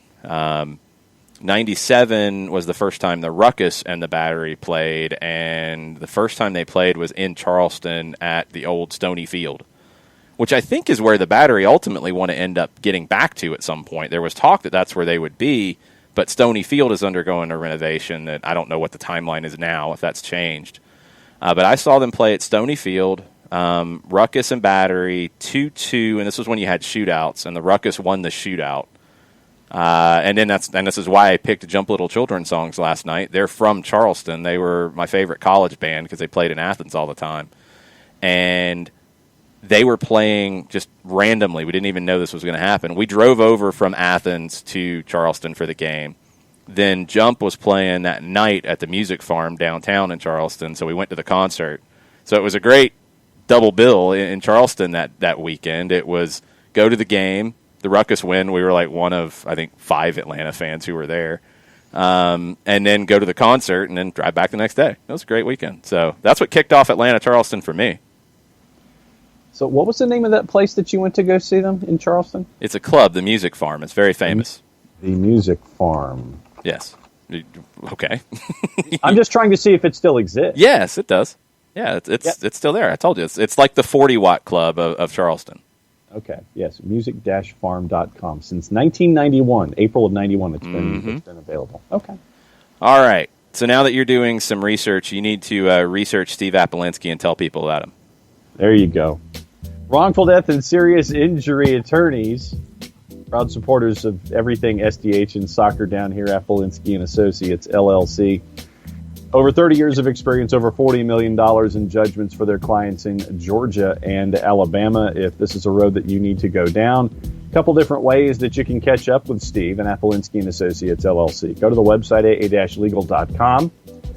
And when you hit the URL, you hit the enter function on your keyboard, a pop-up window pops up, because that's what pop-up windows do. You can have a conversation 24/7, 365, or 366 in years like this, and have questions answered that way, or you can shoot Steve an email, Steve, S-T-E-V-E, at aa-legal.com, or you can give him a buzz, get a free consultation at 404-377-9191. Recognized as Legal Elite by Georgia Trend Magazine, top 100 firms in the state of Georgia, this here state of Georgia. Apolinsky and Associates, LLC. The website, aa-legal.com.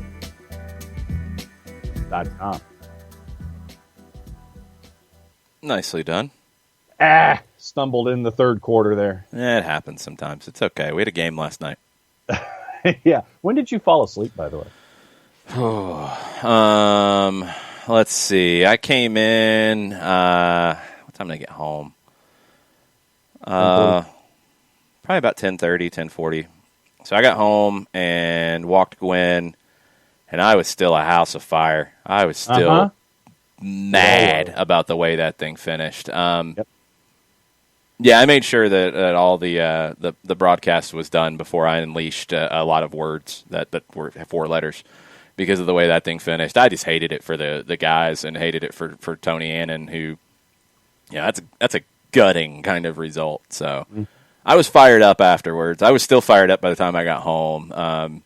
Had a couple beers and watched TV for a little while, but finally I got tired of being fired up and fell asleep. I don't know. It was whatever. I don't know what time it was. Yeah, for me, it was between 1 and 1:30, so that alarm came very, very early this morning. Oh, yeah, no, it definitely did. Byrne talking about the 2 center backs. Byrne likes Tubbs, Edwards, and the other Edwards. I think, Byrne, you're thinking of Kendall Edwards, who's in college right now. Like them better than Nielsen right now. It's good to see that the technical ability of the Atlanta United Academy kids is actually superior to these European guys coming through college, and Gressel's the exception to that right now. I want to give Nielsen some time. I like his technical ability.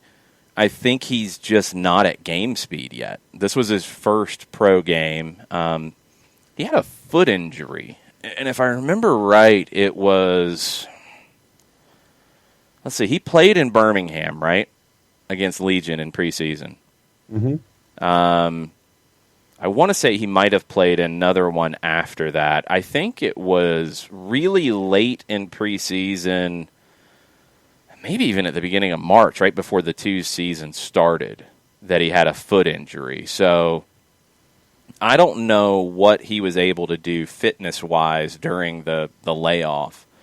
And I don't know when he got back into team training. I honestly didn't know he was going to be eligible last night and ready to go. So I'm going to give him some time. I want to see him get fit first. I think that's the biggest issue, is he's just not up to game speed. I do like his technical ability, though. And it's always good to have competition and to have a guy who, look, you can't teach the size either. I mean, he's a big boy.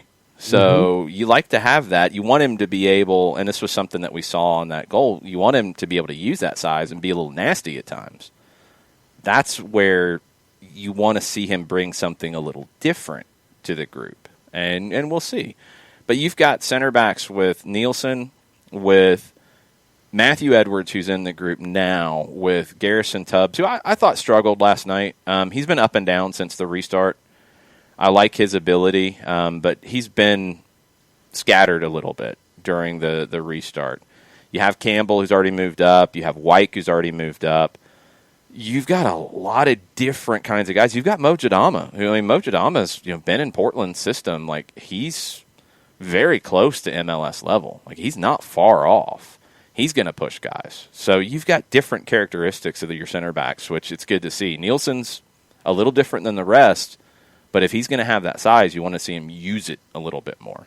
That's kind of what stood out to me last night. But again, I don't think he's anywhere near like 90 minutes fit right now. Joe Johnston with a little soccer over there this morning. Okay. AS Roma has been sold from one American group to another. That they have. From Jim Pallotta to the Friedkin Group for $700 million. Yep, $700 million. This was announced early this morning, I guess afternoon time in Italy. They're trying to get the deal done over the coming days. They want the transaction to close by the end of the month. That would give the Friedkin Group, say it closes at the end of August, you'd have September to go out into the market if you're going to go out and buy some players. At least get the budget set for what you're going to do. First major sports club involvement for the Friedkin Group. They encompass a consortium of automotive, hospitality, entertainment, golf, and adventure companies. These include Imperative Entertainment, which is described by the Friedkin Group as an innovative entertainment studio based in California. Dan Friedkin made his debut as a director last year with a movie called Lyrebird. Don't know that movie. I don't know it. Lyre, bird. Lyrebird. Like the musical instrument. Okay. Yes. Okay. I was thinking that a bird that tells fibs or something like that. Maybe so. Maybe it's all cleverness with the name. Who knows? I haven't seen the movie, so I can't tell you. And according to our friends at The Sun, take that for whichever grain of salt you wish. That's a big grain of salt right there. Dealing with the Pallotta sale, here's the headline. Okay. Newcastle takeover boost as billionaire James Pallotta sells Roma for £533 million amid Toon links. I think there's something Weasley going on. Yeah, could be true, Dave. The American businessman agreed a sale of the Serie A side amid reports he could reinvest the money into the Toon. Awesome. It's better than what they were going for before, but I have not heard the Pallotta Newcastle stuff before. Yeah.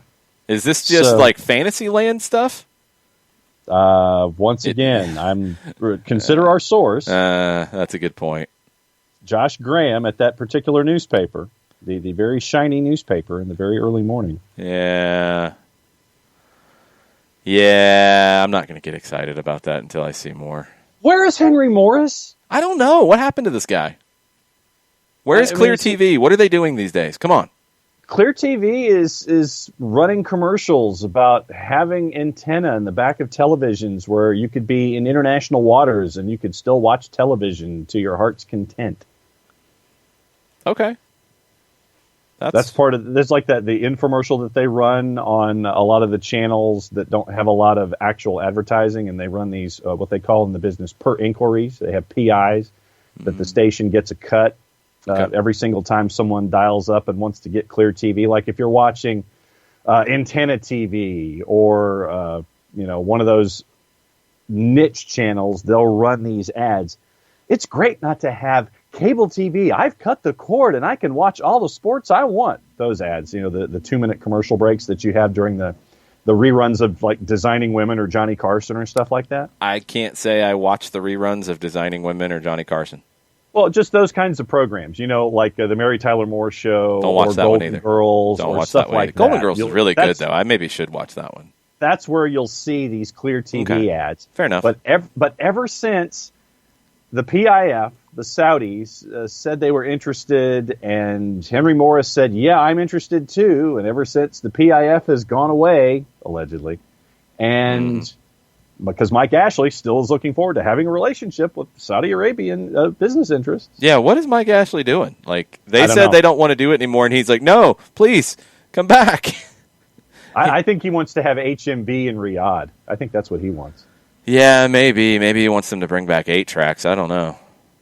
But, yeah, that was when we heard Henry Morris was offering more money than the PIF. And now Henry Morris has gone completely silent. All that we've heard. We've heard no update from Henry Morris. And now that Jim Pilata is selling Roma to the Friedkin Group, Jim Pilata...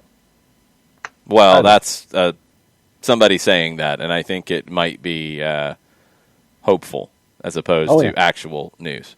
Yeah.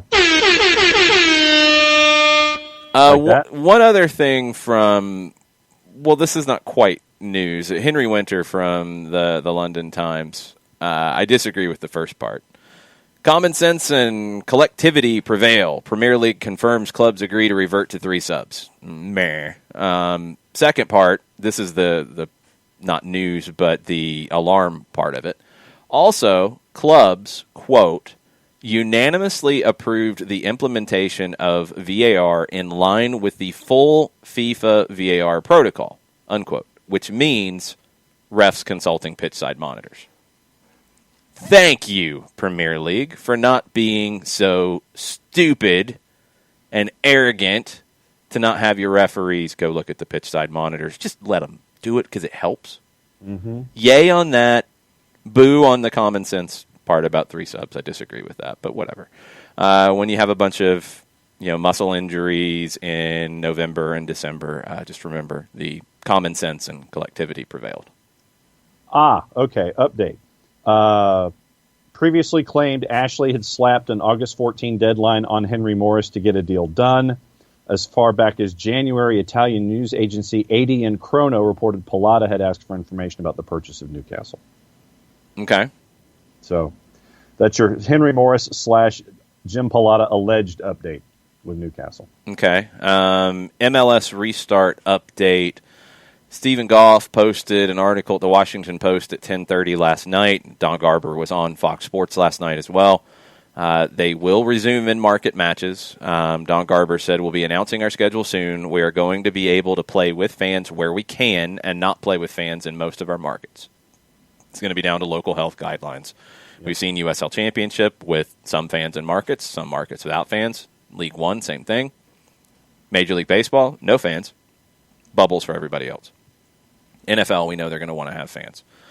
According to Goff's article, Dallas and Nashville will play twice in Frisco, Texas, late next week. First full weekend, August 21st to the 23rd. Goff has D.C. expecting to reopen August 21st in Cincinnati, host the Revolution on August 25th, and also play Philadelphia, Red Bulls, and New York City as part of a 6-game phase that would end September 12th to the 13th.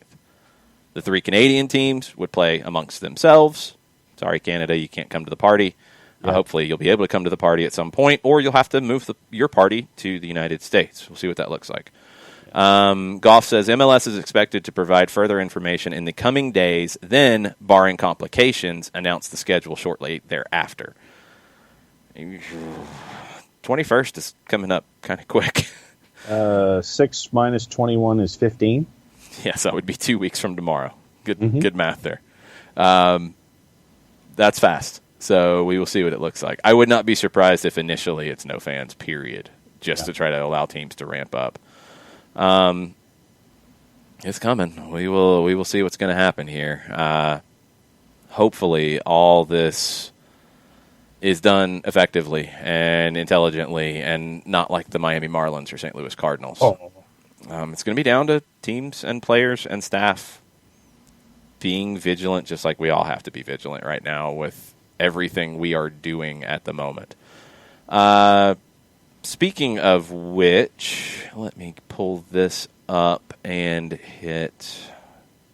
That's not BBC, so we don't get that one. Rah! Yeah, sorry. This is from the Evening Express. Aberdeen player tests positive for COVID-19, putting St. Johnstone trip under threat. They're set to play on Saturday in the Scottish Premiership. Aberdeen lost their first match in the Premiership to Rangers 1-0 over the weekend. And now they've had a player test positive.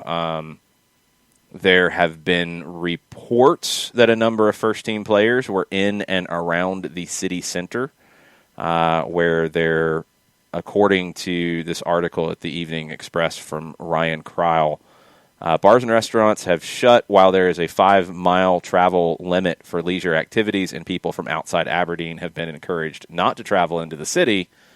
Then it says there were chaotic scenes outside bars in the city center over the weekend, with large crowds queuing to get into licensed premises. The player who got the positive test is self-isolating. Understood no other players tested positive. Aberdeen had a player test positive last month. They tested negative immediately after when further testing was carried out. Right now, the game on Saturday is expected to go ahead. We'll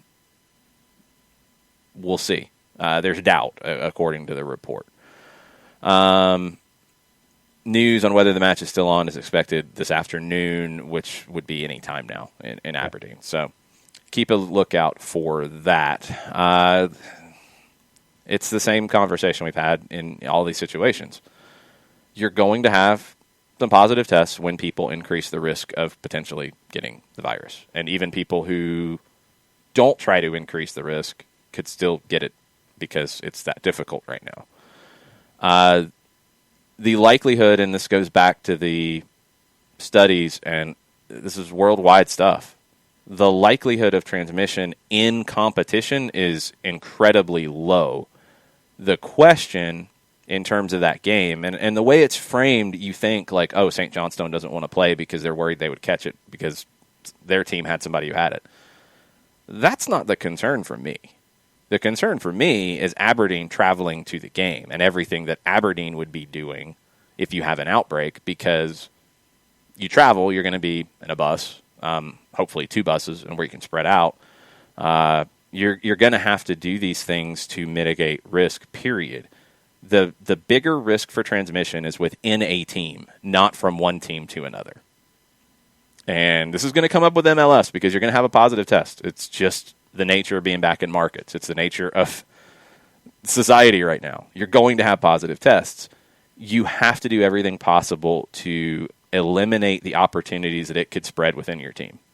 That's the bigger concern for me than it spreading from one team to another, because there's just not the close contact that the CDC and any other health organization says is risky. You don't have that in a match. You just don't. So the risk is going to be within the team, and that's where the concern is. No update on Aberdeen through their social media channels as of yet. Obviously, I'll keep an eye on that as we're going through the end of the show, however long we go on today. Yeah, we're not going to go on all day. No, don't get people's hopes up. No. I'm just saying that I'll be keeping an eye on it, and if anything breaks before the end of the show, then we'll let folks know before the end of the show. All right, Atlanta Phoenix with a Thursday thought. With the MLS's back tournament semifinals being largely teams who have not won MLS Cup or the Open Cup before, who do you see joining the elite tier? Who just happened to benefit from the MLS's back format? I don't think anybody benefited from the format. I think Philadelphia is in the elite tier now, and I had them on the outside coming into the tournament. I think Minnesota's in the elite tier, and I had them on the outside. Orlando, it's really hard not to put them in the elite tier, but they're coming from further back. Like, right. That's the thing, is Philadelphia and Minnesota were right there. They were in the next group for me.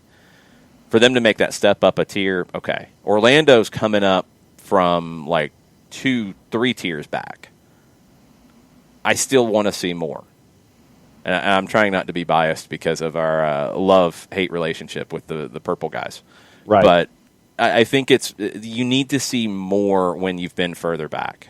Portland, I feel like I've had them in the elite tier for maybe more than most, and maybe more than they should be. And a lot of that's down to the respect I have for Giovanni Savarese as a manager.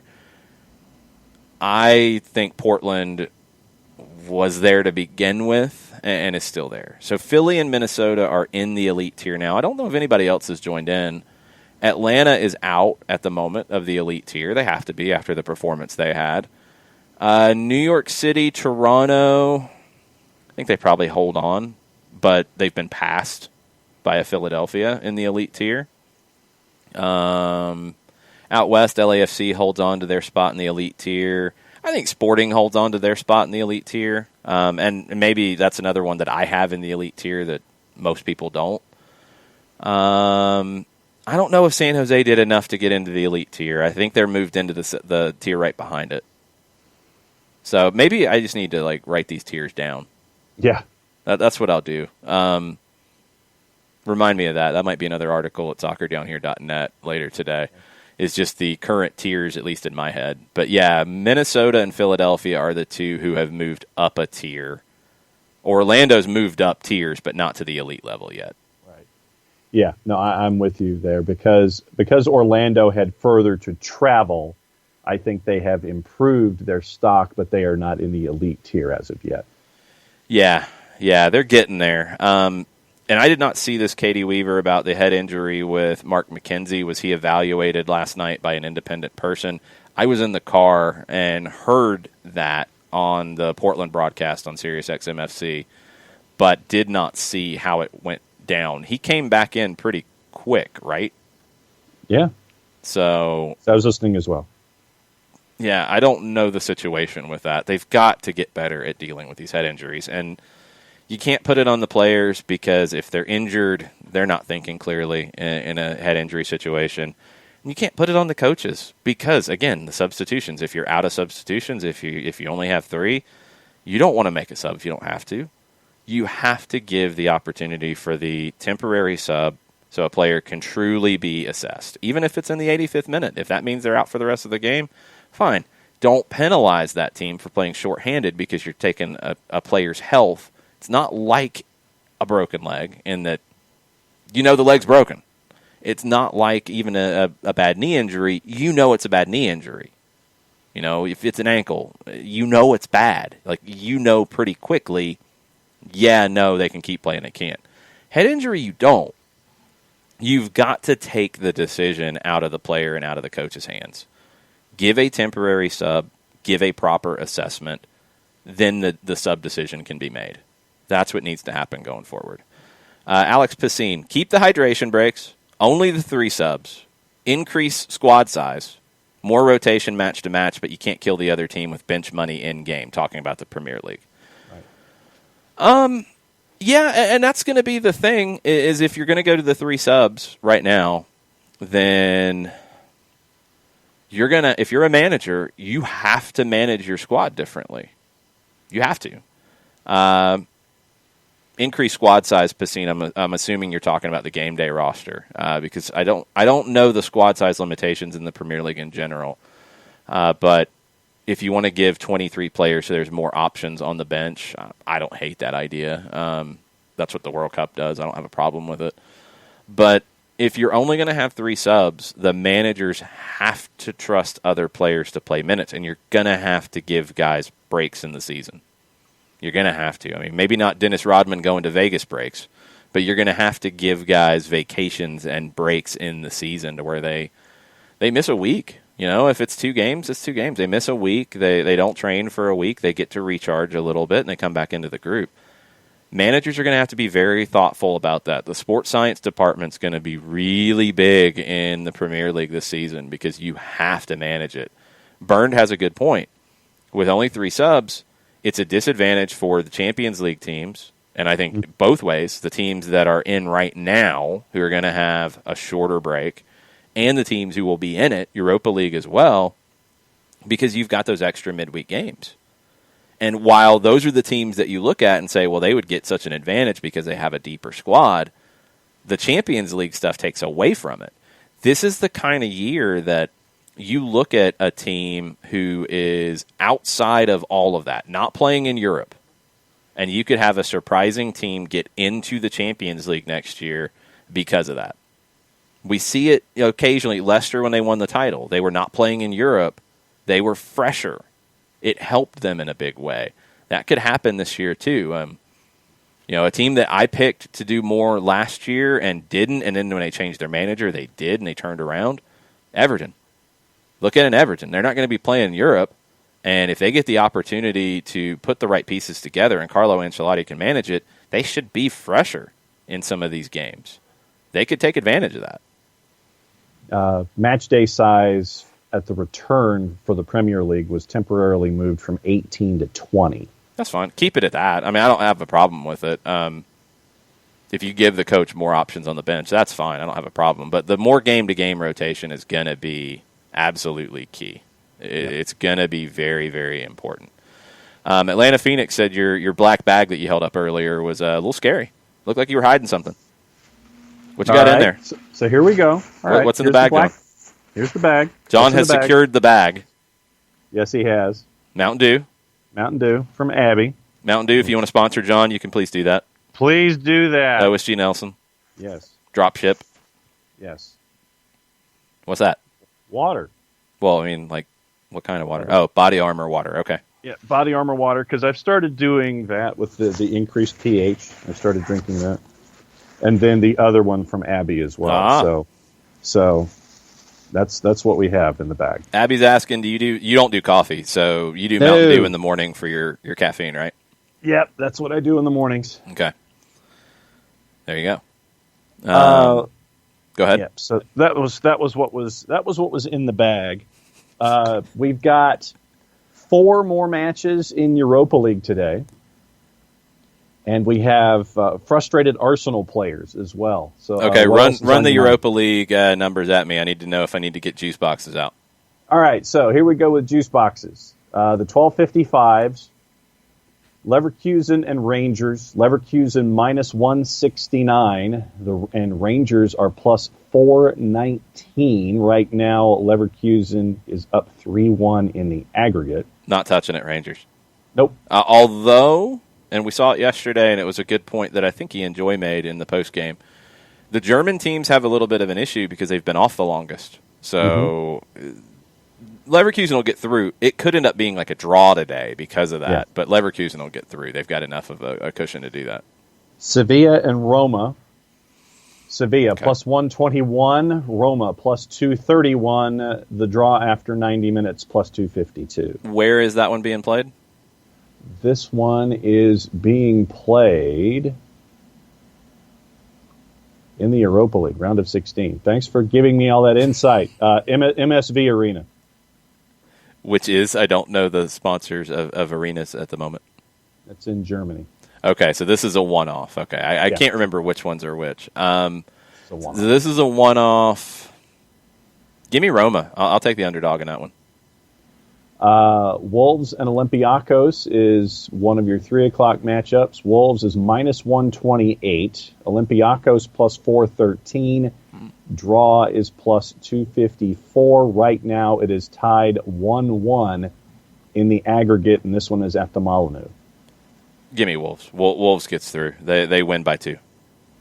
And then Basel and Eintracht Frankfurt is your other 3 o'clock match. Basel plus 257, Eintracht Frankfurt minus 114. Your draw is plus 338. Once again, Basel's up 3-0 in the aggregate, and this one is being played at St. Jakob Park. Give me Basel to win today, too. Basel goes through, but I think they win today, too. I think Eintracht Frankfurt, with the layoff and already being down that much, they don't care. So those are your 4 matchups in Europa League today, sir. Okay. And what's Arsenal doing? They're upset? Arsenal players, and this is from James McNicholas and David Ornstein at The Athletic UK. Arsenal players intend to speak with the club about the decision to make 55 members of staff redundant. When the majority of players, and this is from the text of the article, when the majority of players agreed to a 12.5% pay cut in April, they did so on the understanding that it would preserve jobs for other staff. There is considerable frustration and disappointment among the squad at the decision to let go around 10% of the club's permanent staff, with certain players keen to raise the issue with the hierarchy, as well as the unfolding coronavirus crisis. Arsenal's statement cited, quote, investment in the team, end quote, as one of the primary factors in the decision. There is a fear that new signings and players agreeing future contract renewals may consequently appear responsible for the redundancies? I think Arsenal had players take a pay cut earlier with the intention of keeping everybody. I think with now, I don't think Arsenal's going to have fans in the stands anytime soon. Yep. Their match day revenue in 2018-19 was £96.4 million, 24+% of their overall revenue. That's the highest in the Premier League. No fans at least until October. And then at least a reduced capacity, I think, when they open it up. If they don't have fans through December or until December, so that would mean, the first couple of weeks of September and then October and November, so 2.5 months of no fans. Estimates have the club losing as much as £59.57 million. That's real. Would you bet on the Premier League having full capacities by the end of the current season or the upcoming season? Mm-mm. I wouldn't either. I think Arsenal had players take a pay cut with the absolute intention of keeping everybody on staff. I think they were looking, because there's talk about the way their scouting and their player recruitment has changed, and that's one department that was hit. I think they were looking at making some changes. Could this have accelerated it? Yeah. But I think they had players take a pay cut with the intention of keeping everybody, but also with the thought that you would have fans back in the stands faster. That's changed. And I don't think it's going to get better anytime soon. So this is the reality. It stinks. It's awful. It stinks for the people who are going to be let go. It stinks for the job shrinkage in the game. It's bad all the way around. It's also the reality of these revenue losses. And they're not going away anytime soon. And, a lot of people have pointed a finger and say, well, Stan Kroenke's got all this money. Why isn't he fixing it? He did restructure the team's stadium debt. Remember, they're still paying off, building a new stadium and everything to do with that. He restructured that. Pounds. Yeah, he's taking a much bigger hit on that now. So it's not like he's not doing anything. This is the business. And this stinks. And this is why teams are trying to find ways to make revenue. So this goes back to that whole point about hydration breaks. Yeah, is that going to change the £59.57 million that you're going to lose? No, it doesn't. But does it help reduce some of that if you have hydration breaks that are, able to add a commercial into it in a broadcast and then that starts to get spread out? Yeah. Yeah, it does. Do you wish you didn't have to think that way? Absolutely. But that's a reality right now. So I don't think Arsenal did anything wrong to the players in asking them to take a pay cut when they did.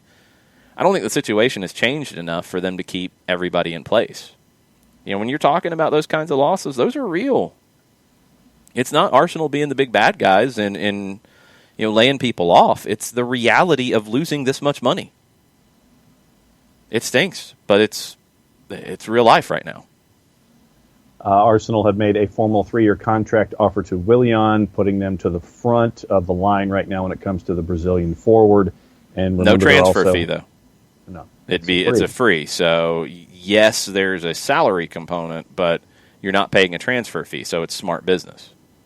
And according to our friends at Sky, the offer that Arsenal is giving Willian is still some way short of the terms offered by both Barcelona and Inter Miami.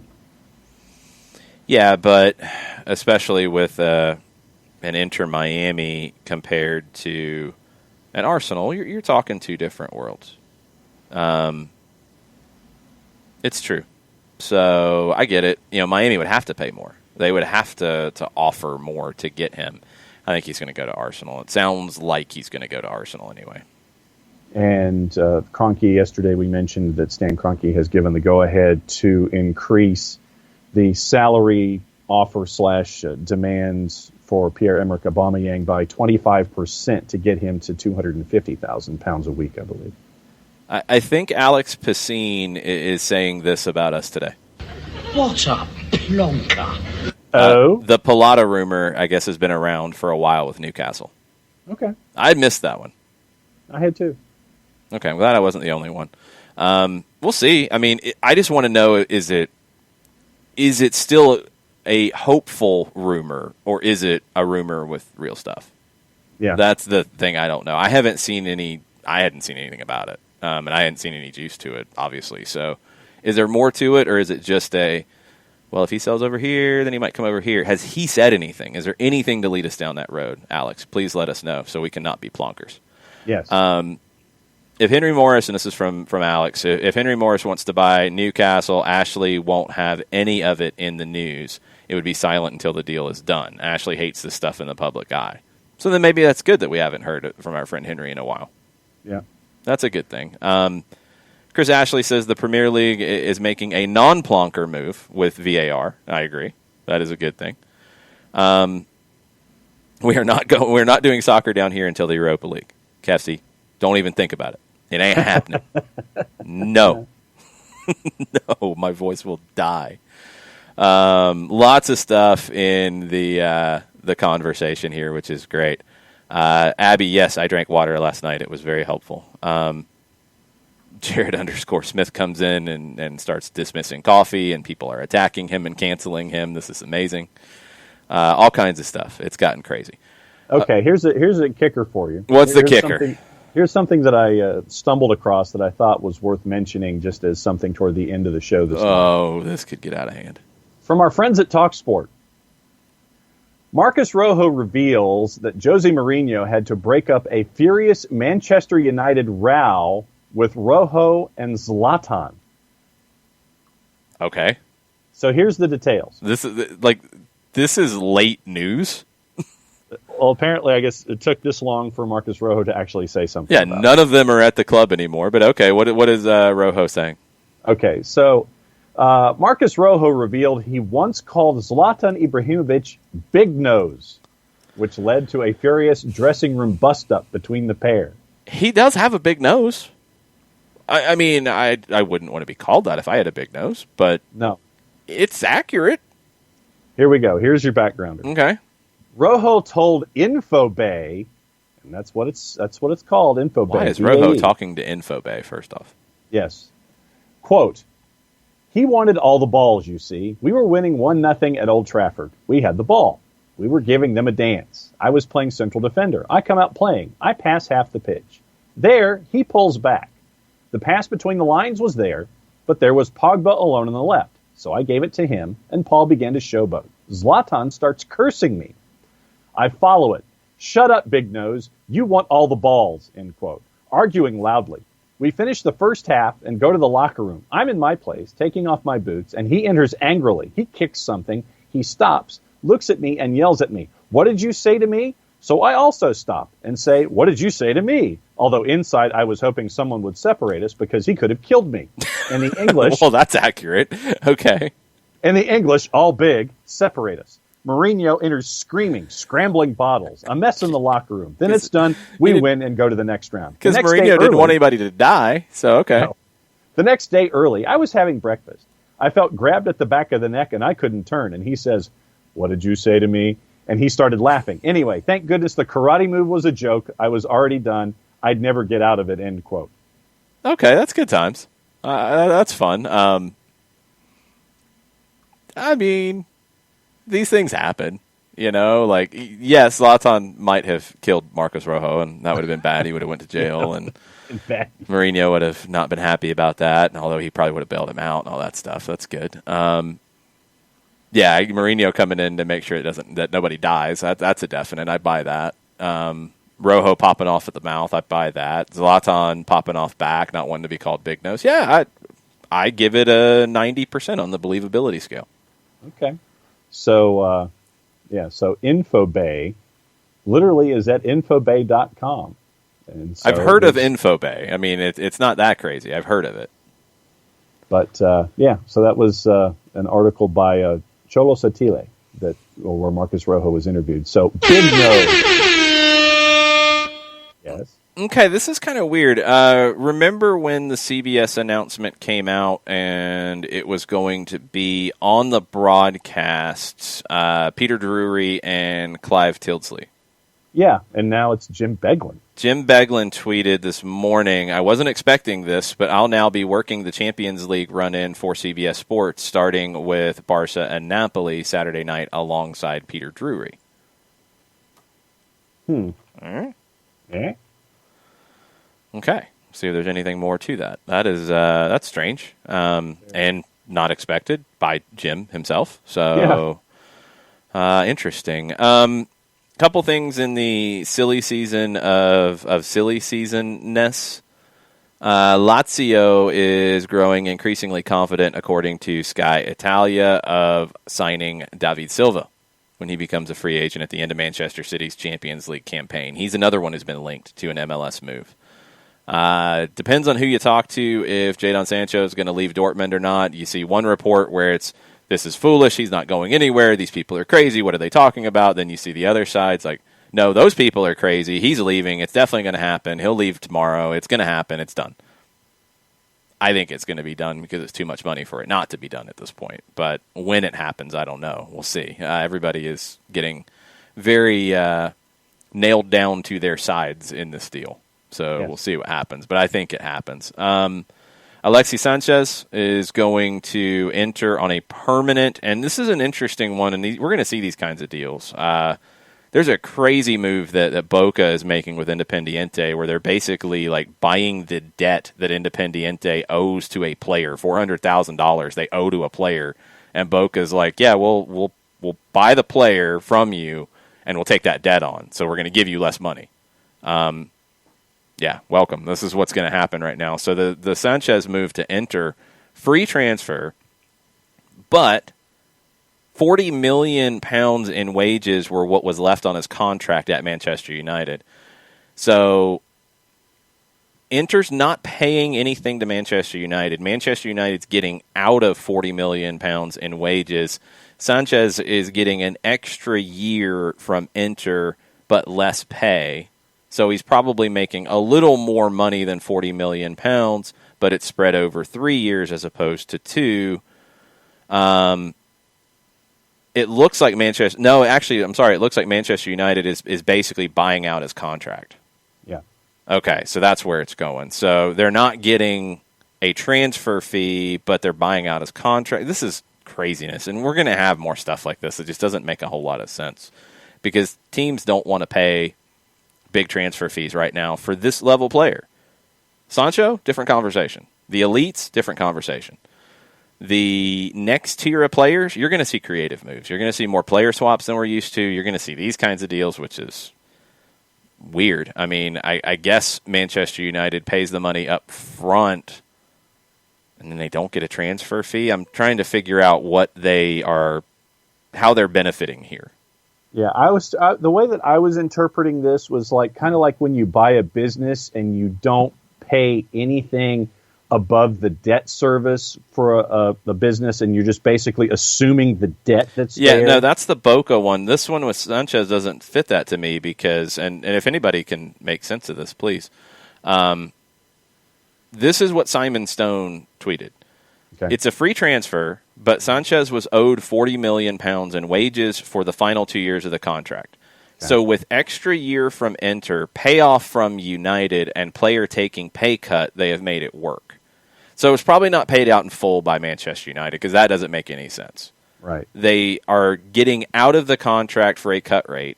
Mm-hmm. They're not getting a transfer fee, but they're getting out of money they would have paid over the next 2 years. So they save money. Okay.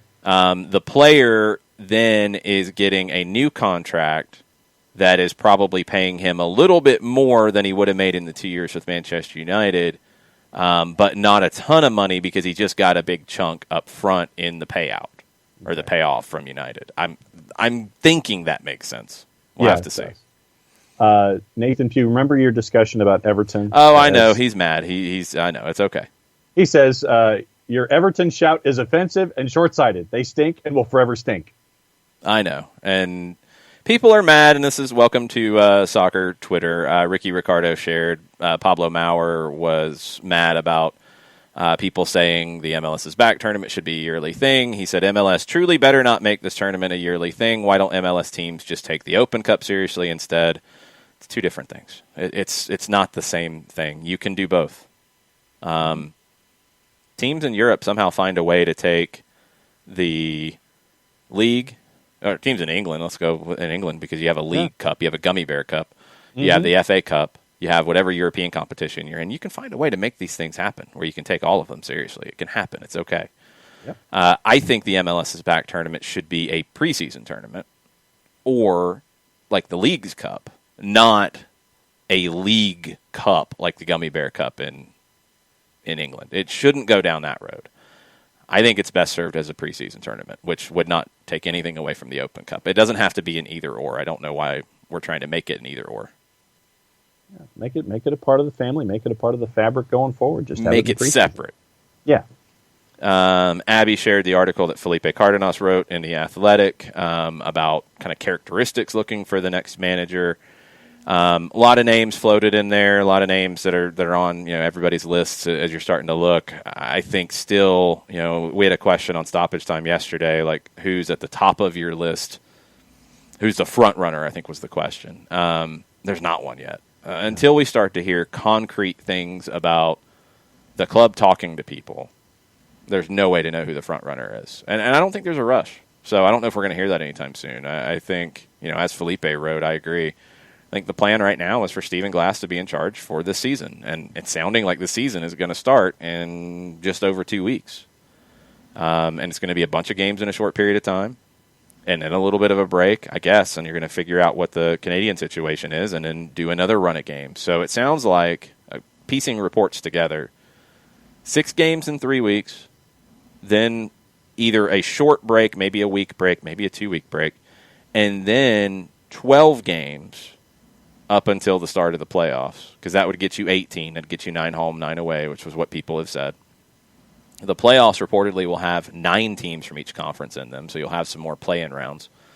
And then you're down to a final in mid-December.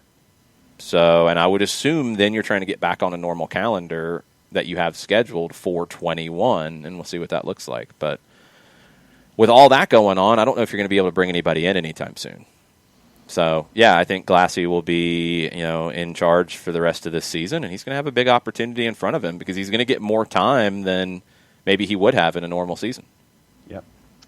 We are officially caught up on Twitter. Anything else in anybody else's mind? We are caught up on Twitch. We are caught up in general. I'm going to go stop talking for a while, for sure. Europa League today, so 12:55, 2 games. 3 o'clock, 2 games, CBS All Access. Poppy Miller. In the studio, yes. Yes. With Ian Joy and probably the same people that were on yesterday, with Jimmy Conrad, with DeMarcus Beasley et al. Tonight, Orlando and Minnesota, 8 o'clock on ESPN. Is it on ESPN or ESPN2? Efforting. It's on one of the ESPN channels. You don't have time.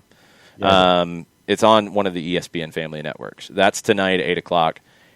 If, and this is a big if, so don't hold me to it. It is a big if things go well the rest of the day, and if I get an interview done in time before that, I'm guesting on another podcast, maybe we'll have a Twitch-only watch-along for Orlando, Minnesota, the Adrian Heath Derby. If. It's a lot of ifs. So stay tuned. Subscribe to us on Twitch, twitch.tv/soccerdownhere, so you get that notification. And cross your fingers and hope that the rest of the day goes well and hope that I still have a voice at 8 o'clock. And we might watch the Orlando-Minnesota game later on. ESPN2. ESPN2. I thought NBA might take ESPN or baseball or something. So ESPN2, 8 o'clock. Europa League before that. Mm-hmm. Thank you for hanging out. Thanks for talking soccer with us. Thank you for sharing the article Atlanta Phoenix from Kalen Carr about the documentary of how soccer helped El Paso heal after the shooting last year. It was a really good piece. Kalen does great work with that stuff. Love the movement and his series that he's doing there. I hope he continues to do more of it. I hope he gets the support to do more. Thanks for hanging out with us.